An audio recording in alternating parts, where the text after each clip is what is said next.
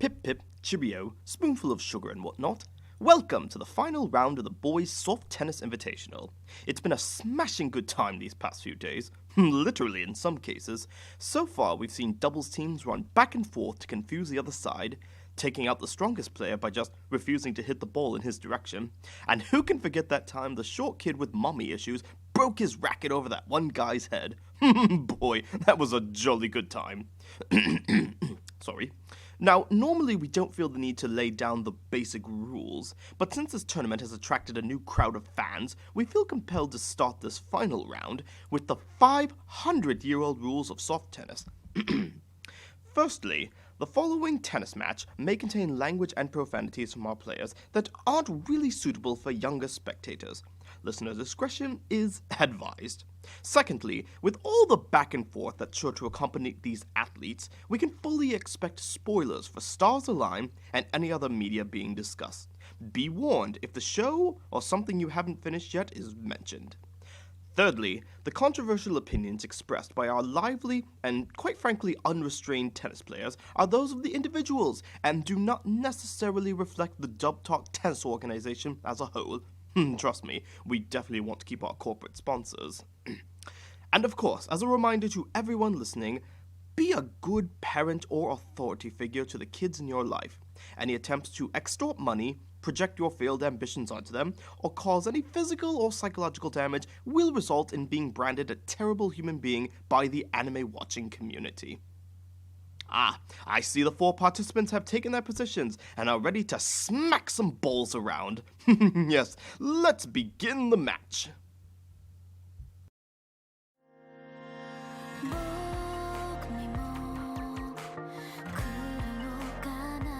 Hello one and all, and welcome to Dub Talk, the show where a group of friends get together, swing our rackets, play a few games, and maybe score some aces. I'm Megan, and tonight we have a very special episode. Joining me tonight, I have Jet.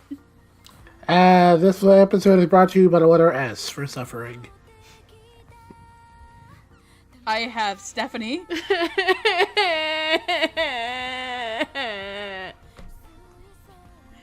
And I have no clue. Hello, darkness, my old friend.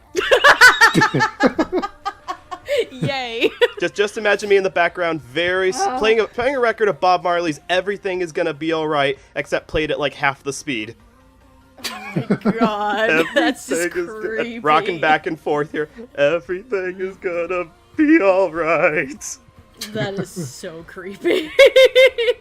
So just like half the parents in this show. If you're not wrong. So, if you're wondering how the stars aligned to brought this group together tonight, tonight we are here to talk about the 2019 anime Stars Align, an original production by director Kazuki Akane from Studio 8-Bit. Now, if that name sounds very familiar to you, he is the director of such series as Noeen to Your Other Self, The Vision of Escaflowne, and Birdie the Mighty Decode. And a plot summary of the series is as follows from ANN.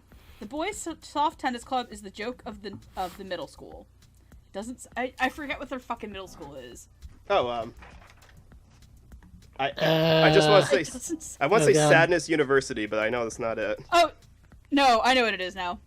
The Boys Soft Tennis Club is the joke of Shinjo Minami Middle School. Not only does it not win nearly as much as the girls' team, its members come off as lazy, entitled, and is just generally lame, with the notable exception of team captain Toma Shinjo. He's constantly frustrated by his teammates' behavior, but things come to a head when the president of the student council announces that clubs with poor performance will no longer receive school funding. Therefore, if the Boys Soft Tennis Club doesn't win at least one match during the summer tournament, they're history. Although the whole team agrees that this is unfair, only Toma is truly upset, and he desperately tries to think of a way to turn things around. When a kid he knew from his childhood, Maki, moves back to town and proves to have grown up to be athletic, Toma thinks he's saved. But Maki's got his own issues to deal with, and even if he agrees to join Toma's club, there may not be much he can do anyway. So, if you think that this is going to be if you looked at the art of this show and thought this was going to be a happy, wholesome, fun, bright anime, surprise, bitch! Honey, you got a storm coming. Surprise, bitch! The long-awaited, continuation to the basketball, volleyball subgenre that we love to represent so much on this podcast. Nothing bad happens. It's just good, wholesome boys having good, wholesome sports fun. Nobody dies in sports anime except for Daichi that one time. Okay, look, as someone who has seen all three of the other things Kazuki Akane did that you mentioned, like, I figured going into this, it was probably going to be pretty dramatic.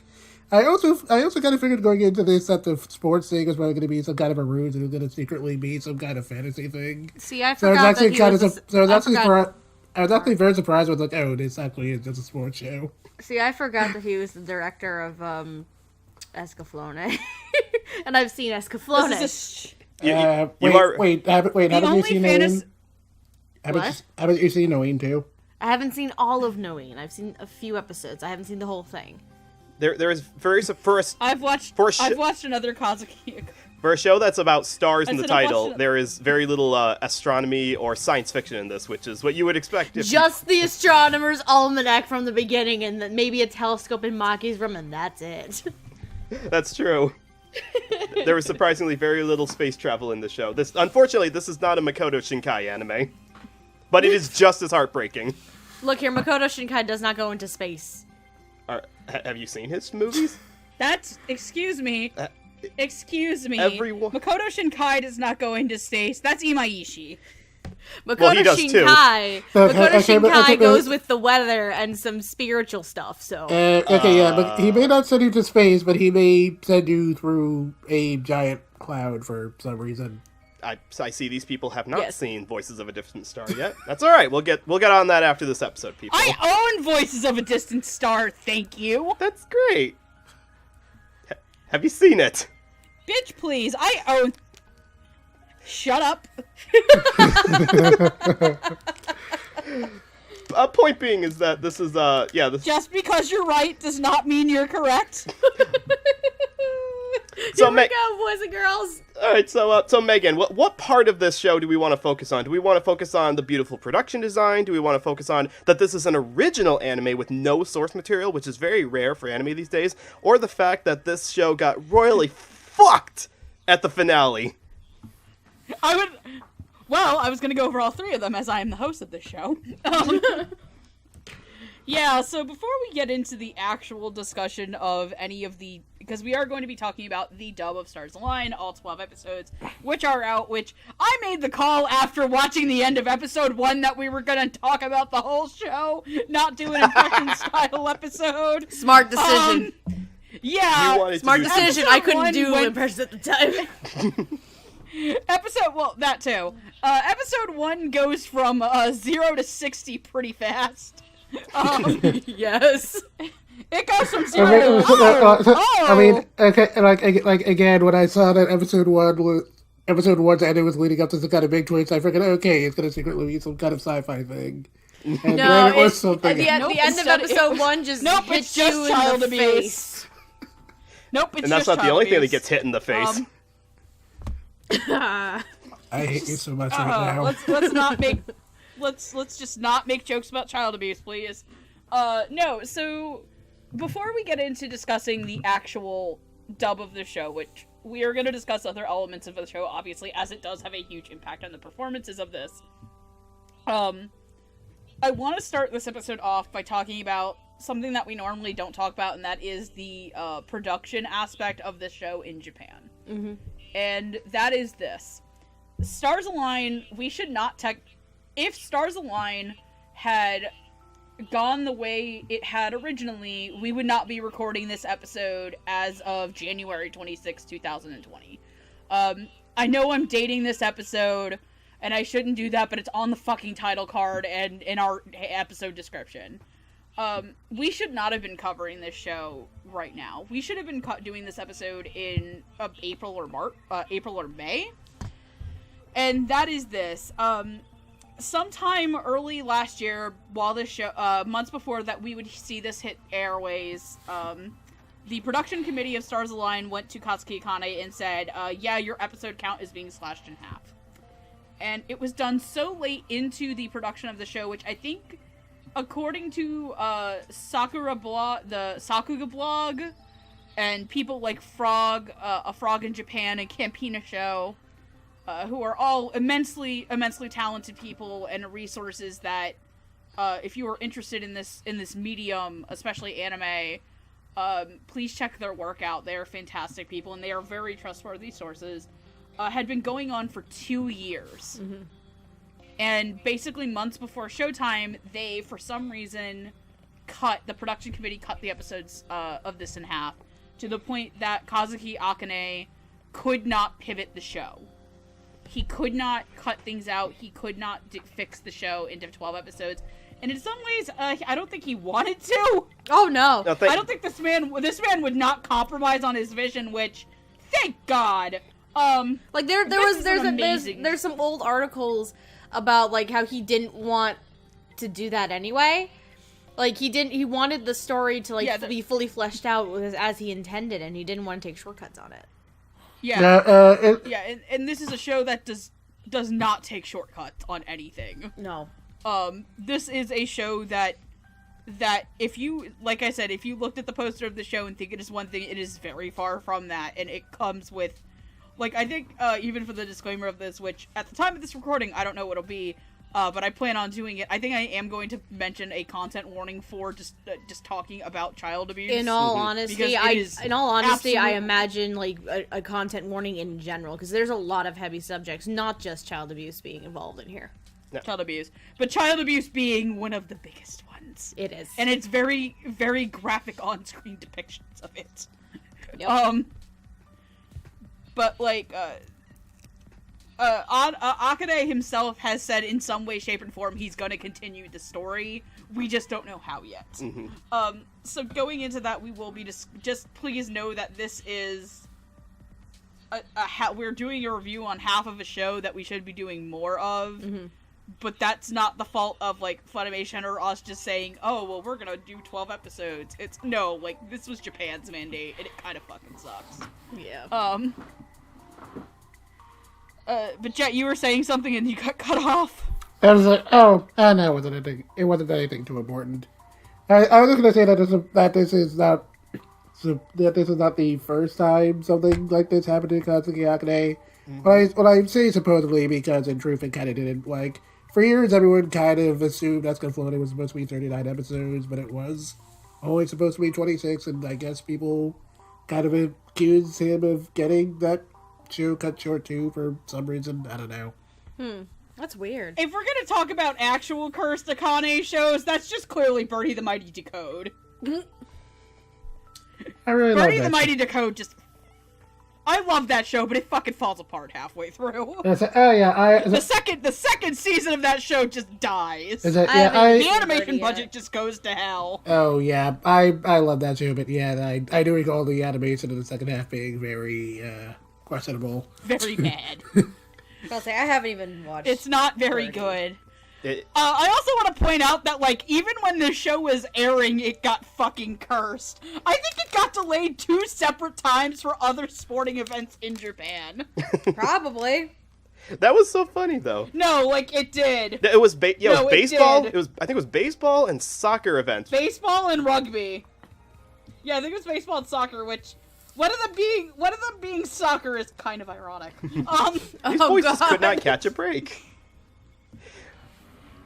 Yeah, this show could not catch a break, and I feel awful for it, because it's a good this was show. One of the best anime of 2019.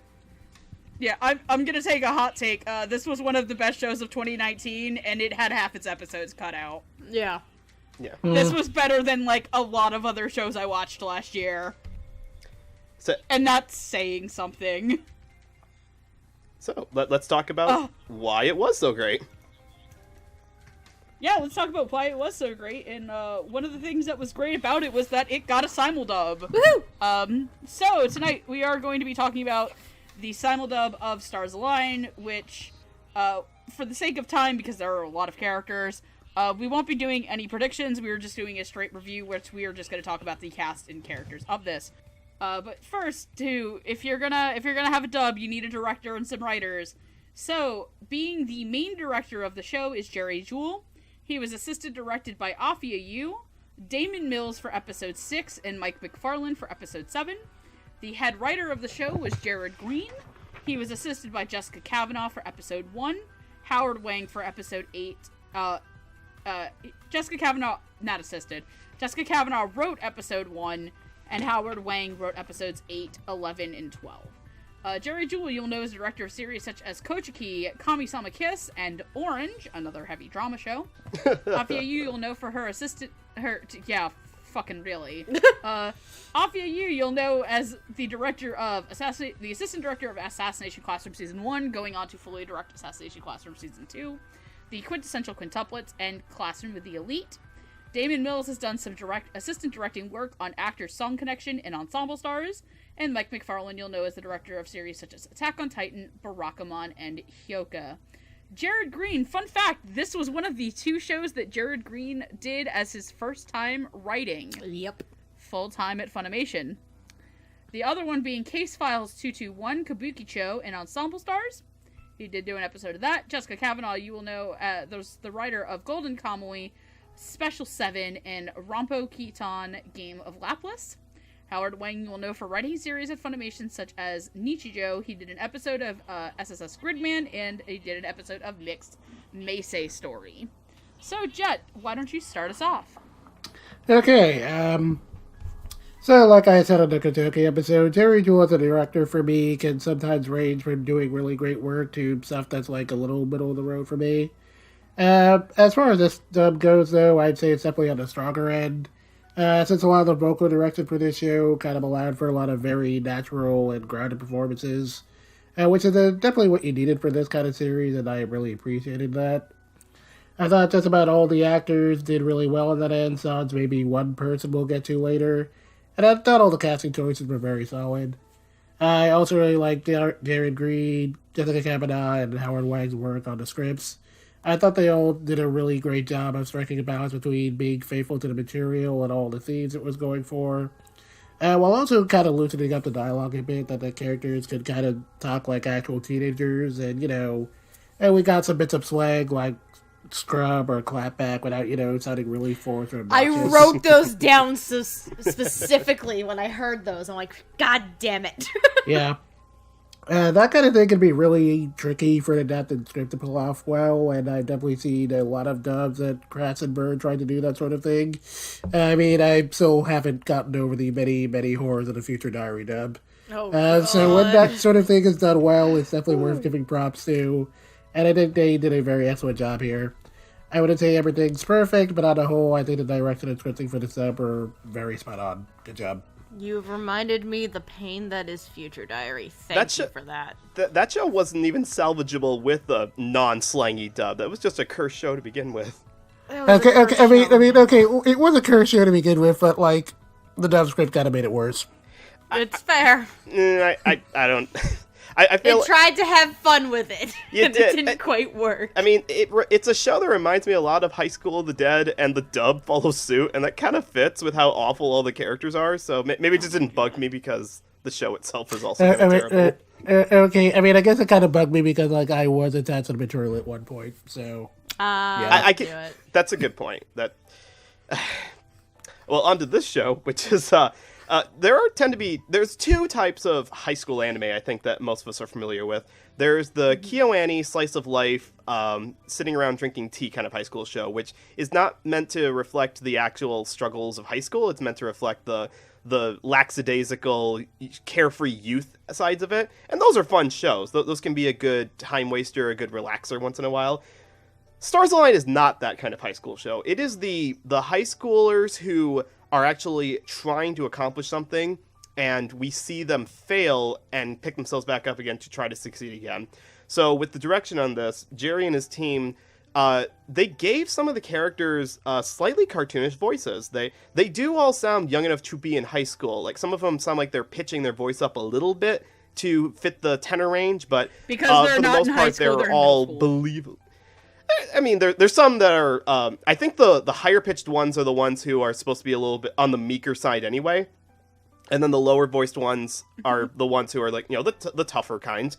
But far as the actual acting goes, Jerry directed them to have a very...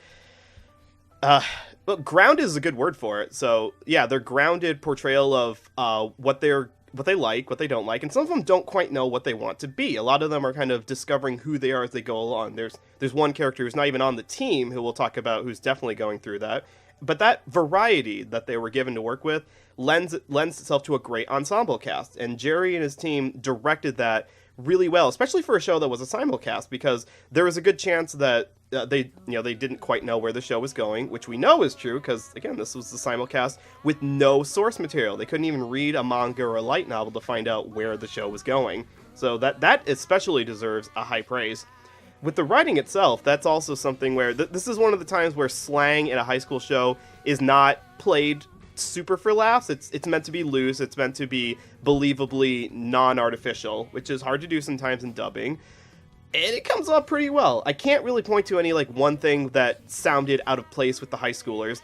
And then we got to talk about the adults, because, oh man, the adults in this show, a lot of them are very horrible. A lot of them are very supportive, and a couple of them are just the worst things in the world. And all of them have variety. There's a lot of range in how awful the characters are. There's, dads who are low and gruff, and there's dads who are non-understanding. There are moms who are non-understanding. There are homophobic ones. There are controlling ones. And then there are good moms, just all around really good. And the writing complements them all really well, to the point that I don't think I got any of them confused with each other listening to them, which is the best thing you can do in an ensemble cast.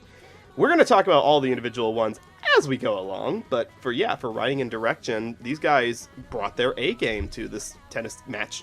Soft tennis match. Soft tennis is interesting because it's a softball. It's not a hard green ball. It's squishy, but it can still hurt if it hits you. About to say, it'll still hurt like a son of a bitch. Softball is also a lie, because the ball is not soft. Softball is also a lie. It's also very true. I don't even know where to start with this. I mean, I have to agree with what you guys have been saying so far. The performances are definitely very grounded in reality and realism, especially considering, oh sweet lord, there is a lot of heavy subject material in this show.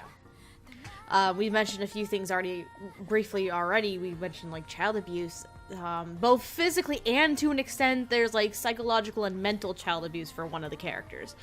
More than one. Well, there's one in particular I'm thinking of.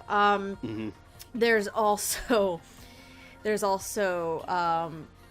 themes of gender identity. There's also what else? There's not living up to your siblings' expectations. Yeah, parents' expectations. There is, oh sweet lord, adoption is a thing in here too. There's a lot of things. It's a lot of heavy subjects all thrown in together into a single show, and it would be, if in the wrong hands, both on the Japanese side of things, but also on the English dub, if you don't find that balance, it could fall apart because you're just oversaturating the show with a bunch of dark things. But not only does the show in general handle this very, very well, and I commend the director on the Japanese side for this, but I also commend Jerry Jewell and the trio of assistant directors on this too, especially with Jerry Jewell, because he has tackled some shows with serious subject matter. I'm glad Megan brought up Orange because of this. That is a show with some very dark material that you just don't necessarily see on the surface level of it. This is just magnified to an extent. Holy crap. It's a very hard task to pull off, directing actors in these different situations. Especially if it's a very, very heavy, tough subject like these. There's one odd thing that I'm very curious to know. It's the only, not necessarily a flaw, but I think it's only because there was no information at that time when this was done.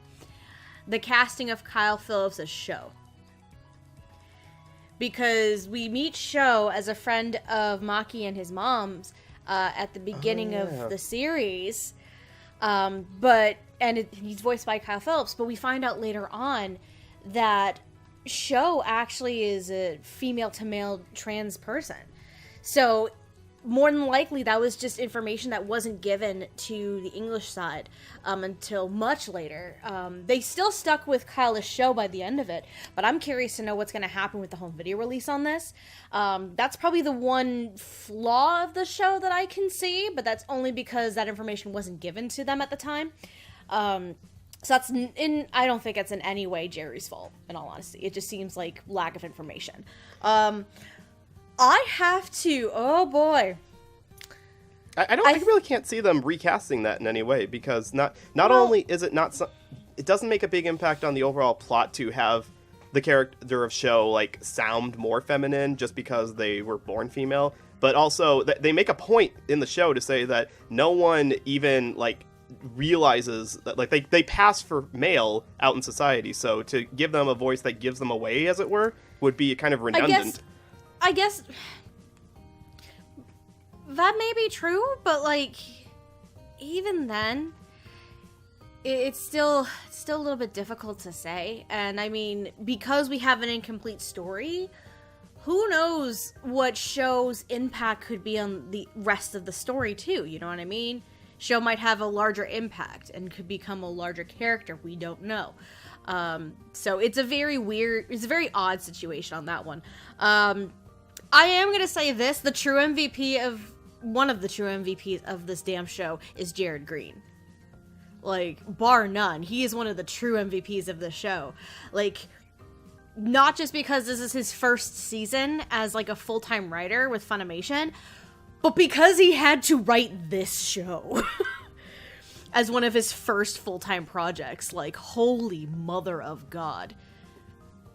Like, in some ways, I think he was lucky that there was no original source material, because he didn't have to worry about, like, staying true to the original source, which is a great learning experience. But he still has to write about these heavy subjects, and I can imagine that's not an easy task and an easy feat to make it cohesive and make it just flow naturally and keep this show grounded in reality. So I do have to commend Jared for that 100%. And honestly, I'm excited to see what he could come up with next as a writer in seasons to come. But in general, like, directing and writing wise, I think it's rather strong. There are small things here and there, but in general, it's a great ensemble piece. It's a great show. It tackles so much heavy material, and I think it does it so well to make that it doesn't, like, beat it into your head or just play it lightly. It takes the material very seriously, and I can really appreciate that. So yeah, this is a show that I remember watching the first episode of it, and people were like, "Oh my god, the ending of episode 1." And I was like, "Okay," and I was already gonna watch it because, hey, I like sports anime. I like sports anime a lot, and I like Birdie the Mighty Decode. That was like one of my, like, baby, like, 2000 like early 2010s, like, Megan likes this show because of reasons. It's got it may or may not have had one of my favorite voice actors of all time in it, so surprise. But that being said, surprise. That being said, I think that the dub of this show is really good, and if it wasn't for a couple of other stronger pieces that had come out during the year, I think this would have gotten up a lot higher for me. I think that this dub is great. I think that it's probably one of Jerry's stronger dubs of last year. Mm-hmm. I would say that it's to me, it's up there with Kochiki as his underrated work of last year. Mostly because Jerry did have to do 2 different seasons of the Raildex franchise last year. Oh boy. God bless his soul. Technically 3. Poor Jerry is tied to that behemoth of a thing. But for me, I think that he did a really good job casting the boys. I think that the main core of the team is incredibly well casted, and it's a mix of really established actors. Well, technically everybody on the team is an established actor at this point, mm-hmm. but it's not a combination of male actors I think that you would see normally. Yeah. Not unless you were doing a huge mobbage show. And anybody who knows me knows that those are some of my favorite dubs to watch, not because they are necessarily like 10 out of 10 flawless masterpieces as the next Cowboy Bebop productions, but because they are very, very good introductory pieces to voice actors who are established, but aren't going to be on your Toonami stuff unless you pull a Fire Force, which is important for later. Yes. But the thing I really want to compliment is especially Jared Green's writing on this. I think it does a flawless, or at least semi-flawless adaptation of what do teenage boys sound like while keeping the spirit of the show intact. Because Stars Align is not an easy show, I would think, to direct, write, or act. This is a show that is incredibly living and dying on the emotionality that's presented before you, whether it be visually, through visuals, audios, or character dialogue. Mm-hmm. There are a lot of moments in here that are done through very much subtle reaction noises, the way that someone responds to something, or the way that, like, someone like says something under their breath. And that's some of my favorite parts of Stars Align, is the way that the boys respond to things under their breath. Some of them are very, very smarmy. Like, I think one of my favorite lines is, yeah, they get along, both of them only have half a brain. Or, even his dog looks rich. Even his dog looks expensive. They have such great animal remarks. feed. And here's the thing, I really do wish that this ensemble of characters, or these actors, got to be together more often in shows, because I think that they play off each other really well. And yeah, I think everybody kind of summed that up. So now that we're done with directing and writing, let's move on to two supporting characters. They're not a member of the team, but one of them, I think, kind of makes himself part of the team. They're the heart and soul. And the other one is what put the team here in the first place. They are Arashi Oji. Arashi is the ace of a middle school that the team... I'm sorry, I'm, like, also eating a snack. That the team goes against. He's hot-headed, he's arrogant, he thinks he's the best that... He thinks he is God's gift to tennis, and frankly, he is kind of the needed comic relief of this show. Then there is Kineo Kasuga. She is the student council president who has a weird history of her own at home, where her mother and her grandmother fight over her name, and she doesn't really want to be called either of them. And honestly, if the show was not cut in half by its production committee, we would have figured out what the hell was up with her. So, playing Arashi is Austin Tyndall, and playing Kineo is Tia Ballard. Austin Tyndall, you'll know as characters such as Ruth in The Ancient Magus Bride, Yozo Oba in Human Lost, and Kaneki Ken in Tokyo Ghoul. Tia Ballard you'll know as Sanae Kashimura in Alice in Zoroku, Beast in Black Butler, Book of Circus, and Ryo Ueda in Orange. More Orange reference. Cool. Hooray! I mean, I guess it's been a while since I've heard Austin Tyndall in, like, any major role, so for some reason I didn't immediately recognize it was him.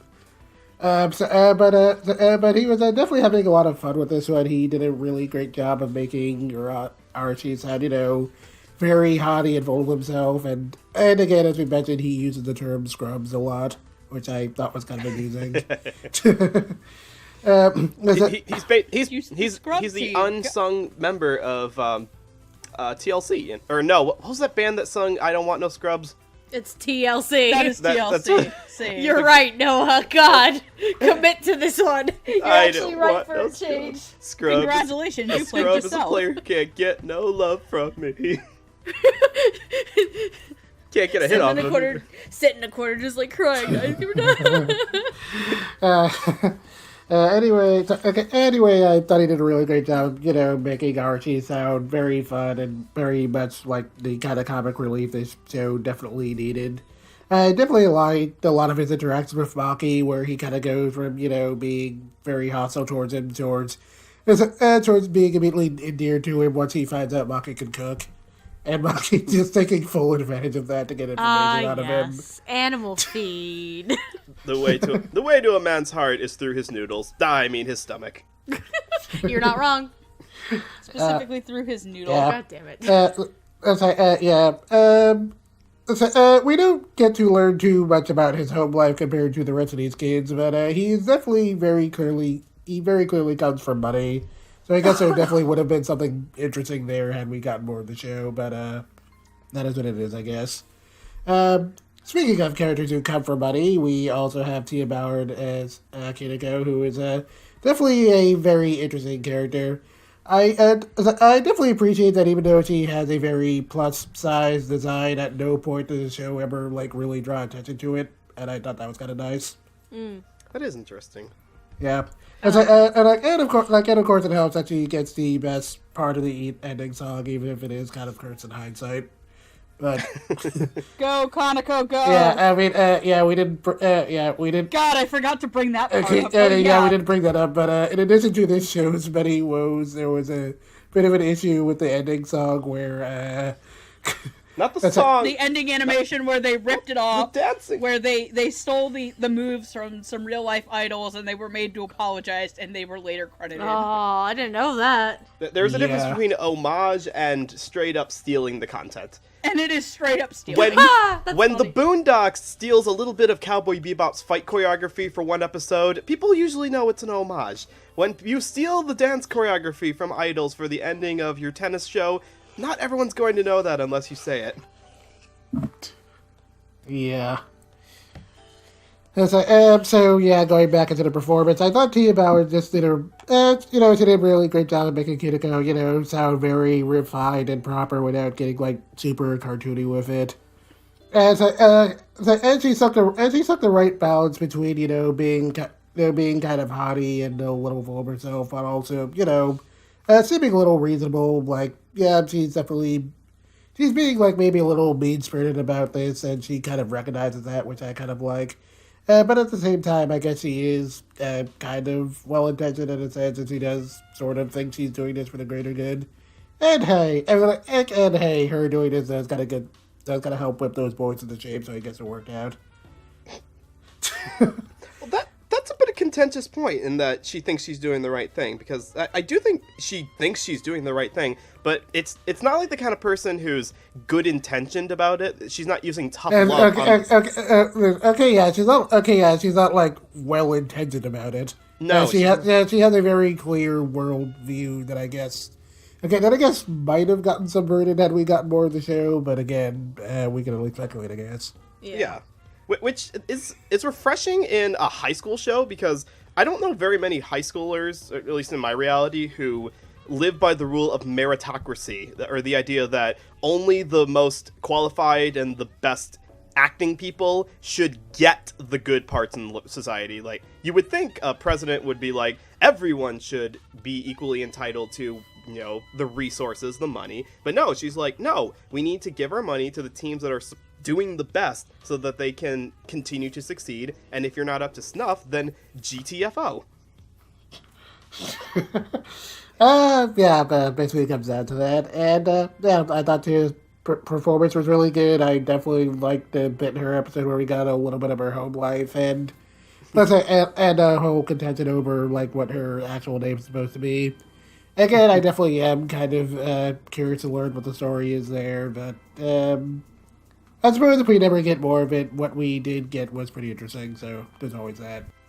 Yeah, I imagine her build was meant to kind of offset the usual rich high school girl we usually get, because usually if you have a stereotype in anime is you have a rich girl who goes to tea ceremonies. She's supposed to be raised to be a prim and proper wife kind of character, she's a bride. Kineo is basically planning to take over the world. She is, to use a quote that's been thrown around a bit this year, a girl boss. And she's kind of biding her time, waiting for her parents to raise her up to get the top spot, rule the school. And again, that's kind of refreshing. It's not the kind of thing that we should be encouraging. I don't want kids to watch this and think, yes, I will use my resources to basically create a proletariat society where only the wealthy and good resourced will survive and the rest will squander. But again, that kind of like gets the ball rolling in our show. And Tia does a good job on this. She's got a calm composure, but she's got that snobbiness to her that really could only come from someone who thinks that her shit don't stink. So good job, Tia. I really do wish this character got more screen time, because I think she could have been the source of a lot more conflict throughout the show, while still being a likable antagonist. I can't even call her a villain, she's just an antagonist. But speaking of protagonists, Arashi is just a fun guy to have around. Like, I see this character, I think the term extrovert is the only thing that could apply to him. And Austin just, it sounds like he's having a lot of fun. Like, you have all these characters who have broken homes, lack of aspiration, or no money, or whatever the problem is. And it's refreshing to also have a character who has no problems in the world. Like, I get the good feeling this guy could easily go about life just kind of coasting on his energy and not have to really work for the rest of his life. That being said, Austin does get a couple moments where he has to be dramatic. There's a scene near the end where the team is asking him, how do we beat these twins? And he drops his noodles, which you know it's serious because he drops the noodles. And he basically says, you can't. I don't even want to get your hopes up that there's a possibility because they're just that good. And his extroverted personality doesn't go down in that situation at all. But it's still nice to see that he's got a serious side to him as well. So yeah, for both these characters, very good way to show the well-roundedness of the cast. Not everyone is a totally broken individual with horrible parents. Some of them are just good-natured individuals with a hell of a lot of money. So Arashi and Kasuga, huh? Or as I lovingly like to call them, shit gremlin and prissy bitch. Wait, which is which? Yes. Yes. I'll leave that up to your imagination. Apply to both. Just yes, Noah. I'm gonna start with Tia as Kasuga. Because Kasuga does seem to have this prim, proper kind of attitude to her, and Tia just brings that out of the character very, very well. You can tell that she also has something going on at home. She is one of those kids that has something going on at home. We just don't get to explore it that much. Because like Megan says, she doesn't want to be called by the name that she was actually given or the name her mom actually wants to call her. I want to be Cowdy. I want to be Cowdy. That's my name. But she can't do that. So it's very interesting. And if we had more of this show, we probably would understand why. I like how Noah refers to her as an antagonist and not a villain. Because that's really the closest thing you can describe her as an antagonist. Because she's just antagonistic in terms of plot relevancy. Like moving the plot forward for the soft tennis club for the boys. Right. Yeah, she's not actually trying to hurt anybody. No, but her actions are deemed more antagonistic. But I imagine she'd be more sympathetic too. Then there's Austin as Arashi. Oh, Austin. I love you, you little shit gremlin. Arashi is a shit gremlin. He thinks he's better. He thinks he's the shit. Like, as Megan described him, he's God's gift to tennis, or at least he thinks so. He thinks he's God's gift to soft tennis. He thinks he's God's gift to soft tennis. I think one of my favorite lines in the show that he has is he runs into Toma and Maki as they're shopping, and Austin's delivery on this is perfect. Austin turns into like a fucking crackhead for Okinawa noodles. It's so fucking great. And he's going on about how he just wants Maki to come over and make them because his housekeeper won't do it as well. Yada yada yada. And he goes, and Maki just kind of goes like in this very kind of annoyed sense. He goes, well, why don't I just give you the recipe and you just cook it yourself? And he just goes, I have to focus all my energy into being amazing at tennis. I don't have time to cook. Yes. I don't have the energy to cook. Yep. Accurate. Like, Austin goes from cocky fucking little shit when we first meet him to full-fledged crackhead for these noodles. But he's also a fun and interesting support for the boys as well. And it's interesting to see that as a different kind of dynamic. Granted, he's really only around the boys because of the fucking noodles, but... I wouldn't say that. Like, it's a catalyst, but he actually goes out of his way to, like, help them, and he's a good moral support. For noodles. Yes. Yeah, okay, fine. You can buy a man with noodles. That came out wrong. Noodles. But there is nothing wrong with being a slut for noodles. There are much worse things you could be a slut for. This is true. It is a different and interesting balance and dynamic with the cast of characters, considering this is a pretty large cast. And I like that Megan described him as the comic relief when the show really needs it, because it's true. Austin gets to play the shit gremlin comic relief. He really does, and it helps a lot, given how dark the show can get. But I do enjoy both these performances, with Austin being such a shit gremlin crackhead. Like, I can't even describe it. Like, oh god. But yeah, these both were fun performances.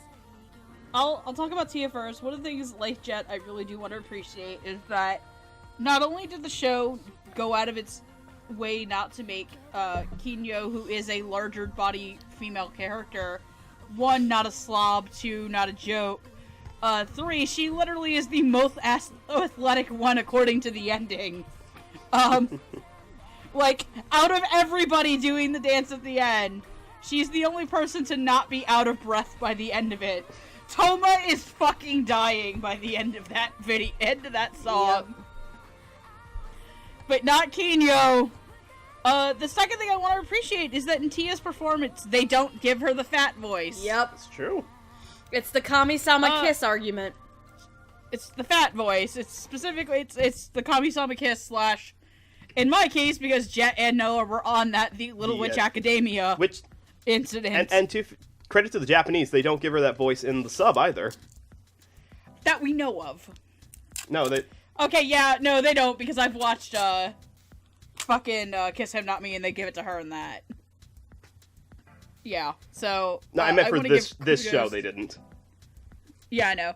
I'm saying, I was like, I can't tell if they did in the Japanese, and then I said, oh, wait, yeah, they didn't do it, because I've watched the Japanese of Kiss Him Not Me, where, for those of you who have never seen Kiss Him Not Me, the main character, the joke of Kiss Him Not Me is that the main character is a giant fat Fujoshi, and her favorite character dies, and she suddenly gets very skinny, and now all these guys think she's hot. So, she's fat in the very beginning of it, and they give her, like, the big fat, slow whale voice. Like, do you know where his son Nemo is? That's gonna be a yikes from me, Coach. Boy, I mean, about the only thing that really endears me to that show in hindsight is, like, knowing which of the boys actually wins. Yeah, that's the best part of Kiss Him Not Me, is the actual best boy wins. Just like how I know the ending of a harem show, that came out recently, ends with actual best girl winning.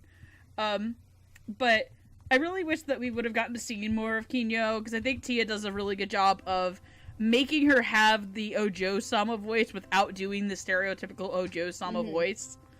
But man, Austin Tyndall steals whatever scene he's in as Arashi. He is so energetic and so extra in his extrovertedness, but he still doesn't feel out of place in the show. He doesn't feel like he's doing an episode of Haikyuu, or an episode of like, or like an episode of Kuroko's. Which doesn't have a dub, but still, you know what I mean. He still fits into this, and I think that his slang use is really good.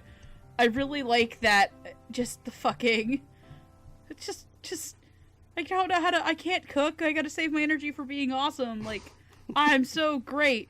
I also love in the last episode where the twins are taking on Maka and Toma, and he comes in, hey guys, have they lost yet? Oh yeah. And it's like, what the fuck, really, bro? So, fuck. I love the, hey guys, have they lost it? And they all kind of look at him like, dude, what the hell? Like, the entire team kind of, like, looks at him like, what the fuck, buddy? I thought you were on our side. Like, he literally just keeps showing up, and that's what I really like that about the character. I think that Arashi is so endearing, and I like that he plays kind of a foil to Toma, where they both clearly take this game very seriously, but where Toma's an introvert and doesn't really know how to interact with others, and he gets jealous. Arashi is very easily able to slip in there, and yet they both suck at hyping up their teammates. Yeah. Episode 5, the ending of episode 5 is a goddamn trip. Either way, I really like both these performances, so are we good to move on to the next pair? Yes. Switch sides! Switch side. So let's talk about the first two members of the Shinjo Minami middle school soft tennis and the club. loudest ones of the bunch. And the two I can lovingly describe them as the other one's missing brain cell. They are Shingo Takenouchi and Tsubasa Suga. Shingo is a redhead, very loud, kind of aggressive guy on the team who used to be paired, I think, with Taiyo. Yes. He used to be paired with Taiyo, and he kind of just grabs onto poor Taiyo and, like, beats on him in a loving way. He's also got a little sister named An, who goes missing at one point, but we'll get to that in the next segment. Because, boy howdy. Boy howdy. And then there's Tsubasa Suga. Tsubasa is also loud, but he's he's kind of the mellower one and smarter one. He's the smarter one of the two of them. Shingo is the biggest idiot on the team. But you find out that Tsubasa is the youngest of three brothers. A set of three brothers, and he's the only one that doesn't play soccer anymore, which kind of upsets their dad, because their dad is an ex-soccer player, and he won't let go of his glory days, and this results in Tsubasa storming off at one point, calling his dad an asshole, and his dad smacks him, and he falls down the stairs and breaks his wrist for 2 months. Tsubasa is also theorized to have the single most fucked up reference to any other piece of Japanese media in the entire show, being that his dad really likes soccer, and if you know anything about Japanese manga, a very famous soccer manga is called Captain Tsubasa. We would have known that if it had simulcast a new series, but that didn't happen. Thanks, Johnny. Thanks again, Johnnies. Thanks for nothing, you pieces of shit.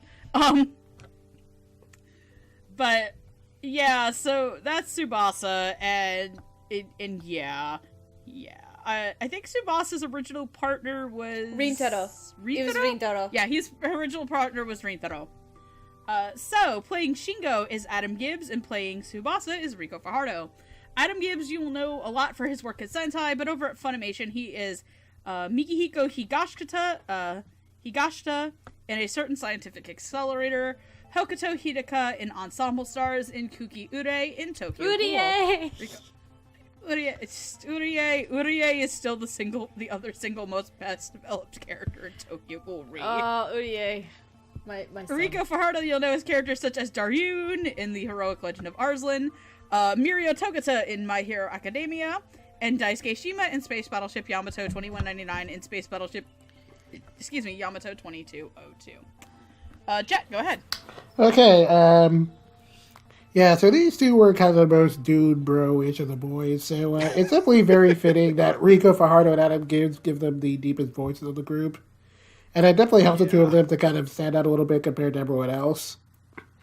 I will say, though, that even though I like these two and how Adam and Rico played them, personality-wise, they felt like they were kind of the most interchangeable of the main pairs for most of the show.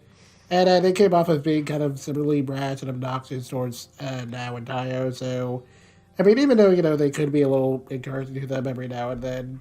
So for a while, I had a little bit of trouble, distinguishing them. I could tell who was who, obviously, but yeah, personality-wise, they didn't distinguish themselves that much for the early parts of the show. But thankfully, they do get to distinguish themselves a little more later on. When we learn a little bit more about their family dynamics, and yeah, they're pretty rough. Shingo definitely comes off as, being a little bit more carefree than Tsubasa. His family seems a little happier. And while again, we do get some hints that his relationship with his mom isn't the best and that she might resent him because he apparently comes from a previous relationship. We don't know that for sure, but that's definitely the implication. Either way, Adam Gibbs definitely sells those little awkward moments of tension really well, while, also being able to put up a brave front. And I definitely liked his delivery during the scene where Shingo's comforting Tsubasa in the park. And it's definitely the most gentle the character ever really gets to sound, and I thought Adam handled that really well.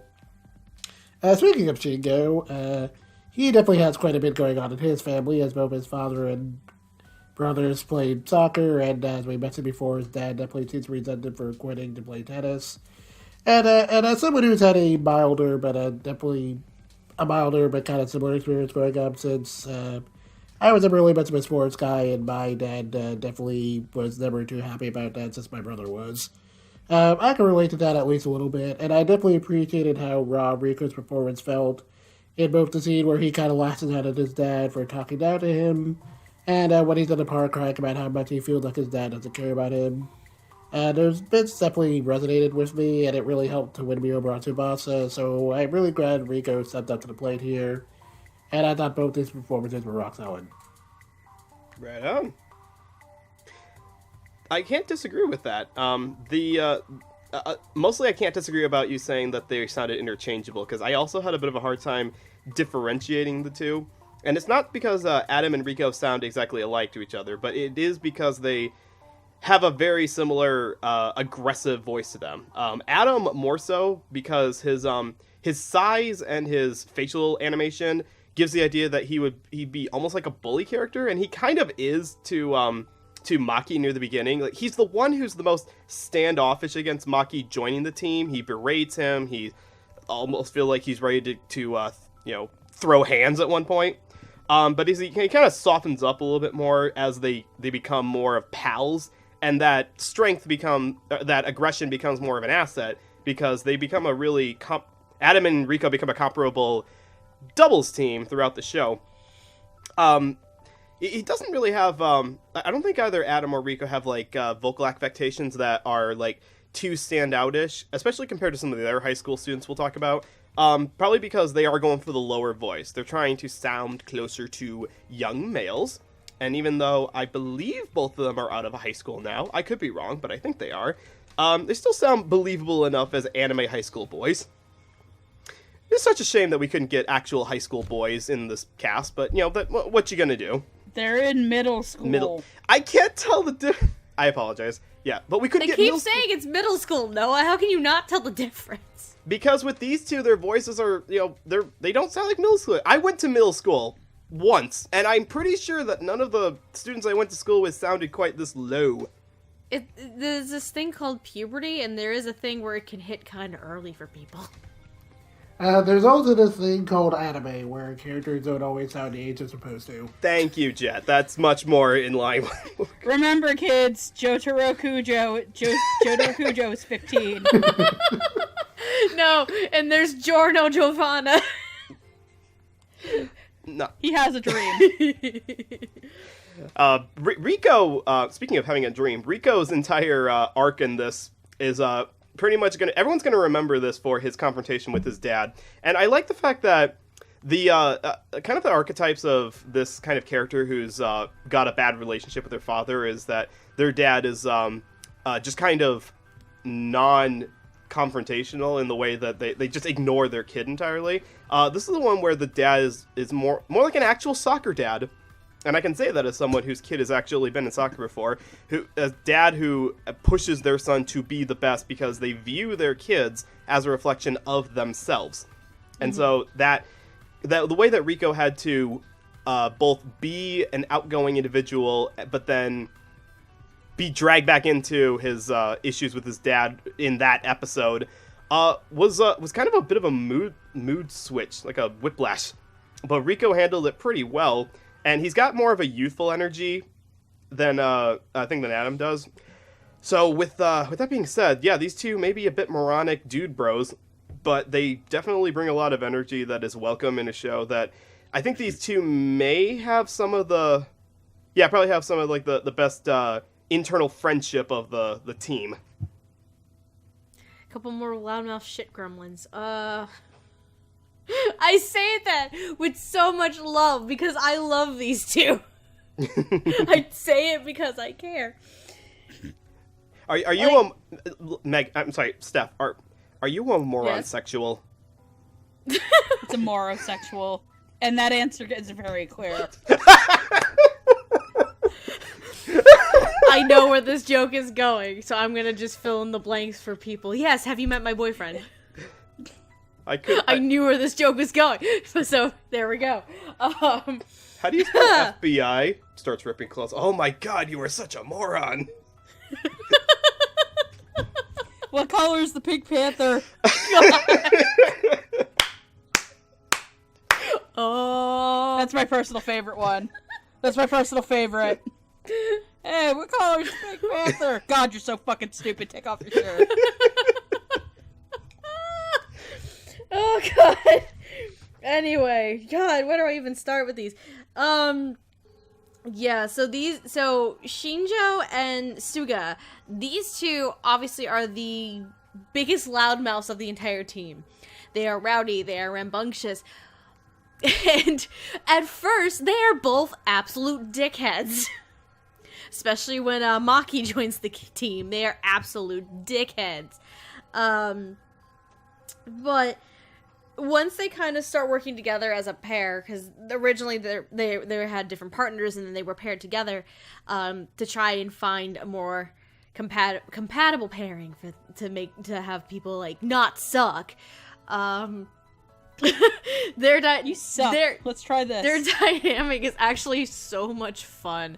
I think one of my favorite moments is their practice match against what was it, Misaki Academy?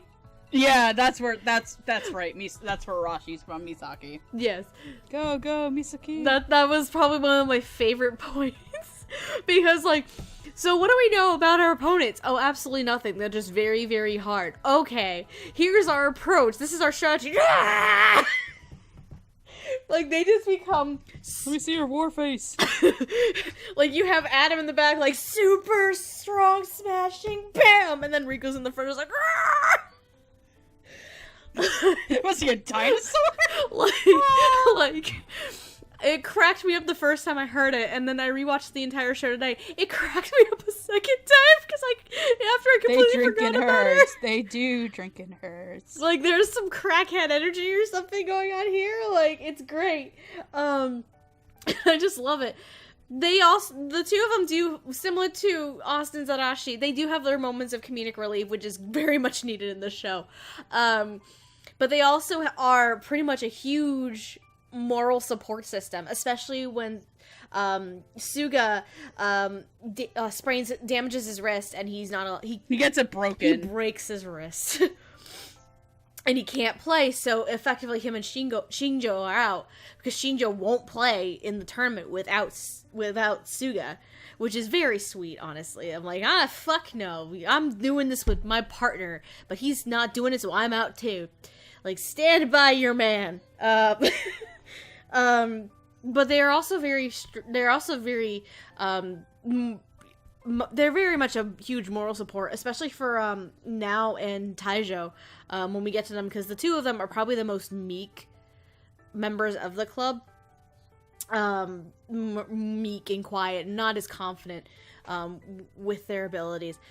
So it's a very interesting combination to see. They're such a great pair. I love them. They're probably one of my favorite pairs of the whole show, because they work off of each other so well. It does help that they are similar in personality, and I do kind of see what Jet was saying about, like, because they're so similar in personality, it can be a little bit tough to distinguish it, like which personality is belonging to which actual character. So I can understand that. But like, Shinjo is just this happy-go-lucky, carefree kind of guy. He and Taiyo are the two we don't have a lot of, like, deep story with. And I would imagine if we did have a second half of the show, we would get that. Because they're the only two members of the team, I think, that don't really have that much of a personal story attached to them, though Shinjo's does get hinted at a little bit. And then you have Riko as Suga. Poor Riko. He just wants to do something he likes. He just wants to do his own thing and not be judged for it. His dad's an asshole. That's the theme of this episode. Parents are assholes, ladies and gentlemen. Aw, thanks, Alec. I didn't know you cared so much. Yes. I love you too, you motherfucker. What did I ever do? I want my Christmas present back now. Okay, fine. I'll put it in the mail tomorrow. Wow. That's... What? Do you really think I was gonna be... You really think I was gonna fight against it? I gotta keep this bit going, Noah. Just apologize. Just say, not all... Hashtag not all parents. Fine, not all parents are assholes. Just a lot of the parents in the show. There we go. That's a good way to say it. Not all parents are assholes, ladies and gentlemen. Just most of the parents in this show are. Yeah, Suga's dad is... Oh, God. He's such an asshole.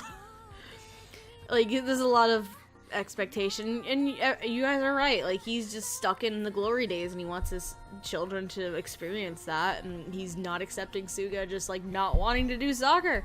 Yeah, these two are similar in personality, and they have great moments, like freaking yelling and screaming at the top of their damn lungs, but I think they play off of each other very, very well. Given the circumstances, and I would love, because Suga's is a small glimpse, Shinjo is like a small like speck of a glimpse. I would love to know more of the story of these two, in all honesty. But both Adam and Riko are so much fun. Like, I think they're among some of my favorite performances of the show because they're just too good. They're too much fun to me.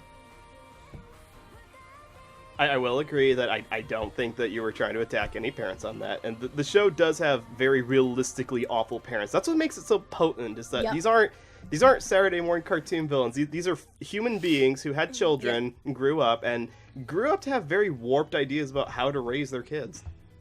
Yeah, it's unfortunate to say this. And in some cases, they exploit the Japanese legal system. Yeah. It's unfortunate to say this. I think that's one of the reasons why this show is so grounded, because they don't sugarcoat it. And they give these adults realistic perspectives and the trauma and the turmoil that these kids go through. It's unfortunately it's not something you can just sugarcoat. And I'm actually really glad that they took this very seriously, honestly. This is entirely unrelated because, but it is something I mentioned online before. Yeah.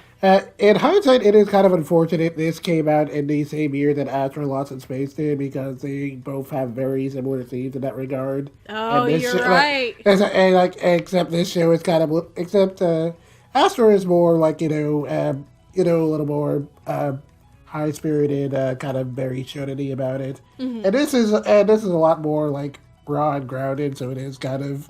I still like Astro a lot, but it is kind of it is unfortunate these both came out in the same year. Yeah, they both handle the subject matter in different ways, and I don't think either series is wrong for the way they go about it. Given the kind of material that both of them are, they're two different genres anyway. So yeah, I want to talk. Sorry, if I could go into Jet's point, I want to talk about a series that also deals with this, but they do it in, the fucking worst way possible. Uh-oh. And I had a genuine discussion with someone who I'm I don't know why, and it's fitting because one of the character that I'm about to bring up is played by Rika Fajardo. Mm-hmm.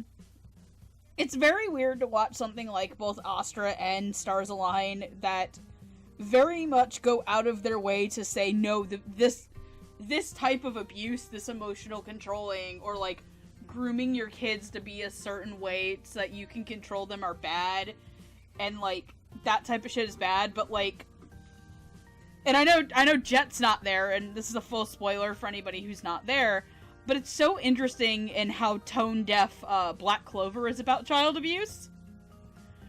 In regards to the Silva family. I have read the comics, so I do know what you're talking about.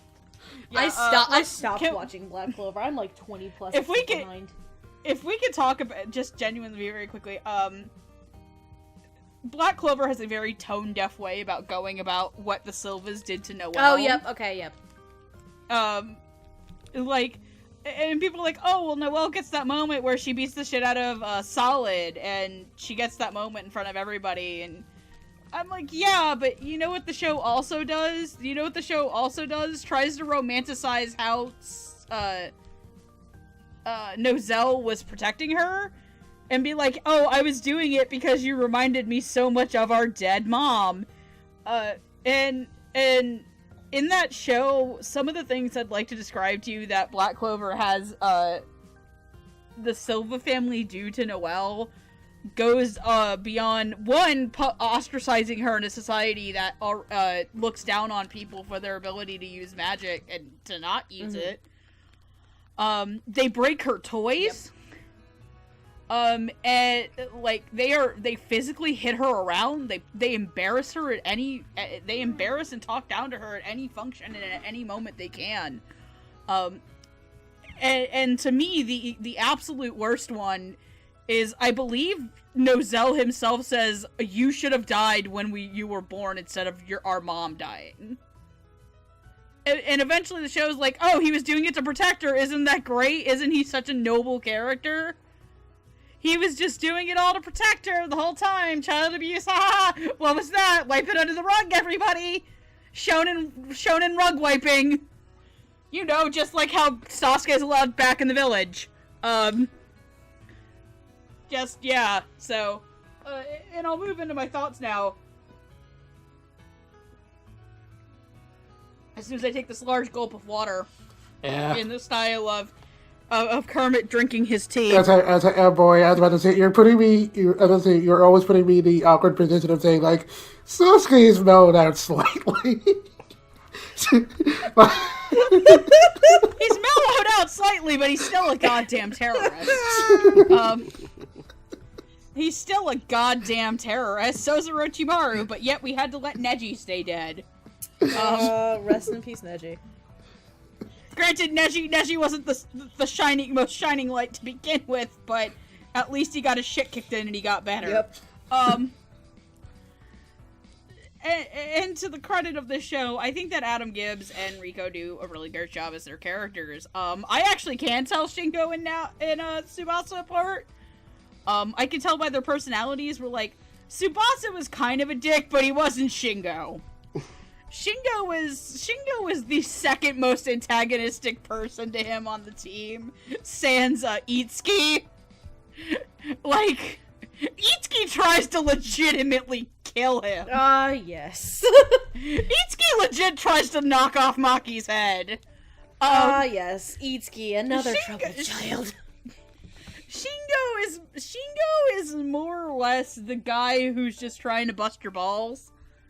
And granted, it is a little weird that he's a little physically violent with some of the people, knowing that Maki gets beat by his dad. But I think that Adam brings this, like, kind of gruff, growlier Adam Gibbs. Like, you get Adam Gibbs for specific things, and I don't think I've ever heard Adam Gibbs kind of be this loud, obnoxious kid that I can remember. Usually Adam Gibbs is very much the stoic, like, your leads in Hyoka and, like, what's his nuts from Anzai from Devil's Line. To which I still will never get over Noah learning that Lucy Christian was in that show. Oh, Lucy, is that you? Save that footage forever. It's on the internet already. Compared to Rico as Tsubasa, who is a little bit more mellow, he's kind of loud, but I think he is the smart one of the two of them. And you can kind of hear it in his performance that he's, like, a little bit more mature. And of all the things in this show that make me actually kind of nearly, like, almost cry or cry out, it is when he gets hit down the stairs. And the way that I feel like, I know acting is acting, but, like, I wonder if he's ever had that moment in his life where he just, you're an asshole and you, like, don't support my life and my ambition.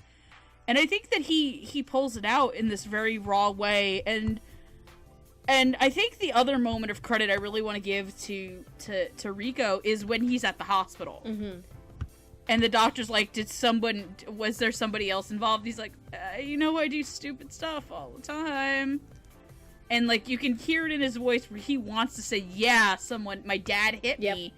But he also doesn't want to admit it.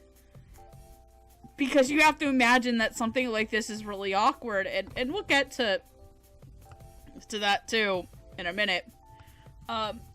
But overall, I think they both did a good job. I don't have as much to say about Adam, mostly because Shingo does kind of, next to Taiyo, fade into the background the most. But that's only because I think the show had to cut what he was gonna do because of the whole production committee shit. So are we good to move on? Yes. Yep. Alright, so let's get to Steph's favorite character. My son! Can we? My son. I will protect him.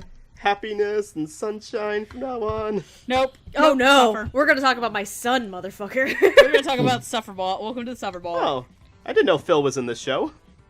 Shut up. No, technically Ray is my son. Phil is Gigi's son, and because I won't take Phil because Gigi will kill me. They are all my children. Jet's like, I lay claim to all of them, bitch. Like, I started this before all the other Jet, mine. right now, Jet is praying for the survival of Jemima.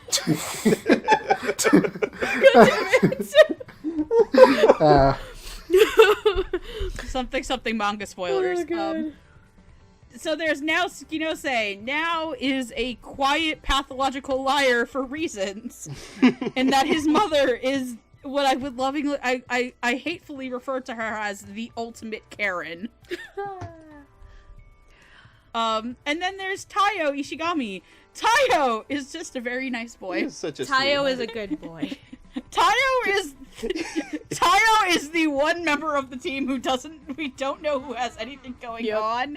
He's just nice. He's adorable. Taiyo, I joking, like, part of me kind of jokingly wants to refer to Taiyo as their mascot because Taiyo is like a puppy.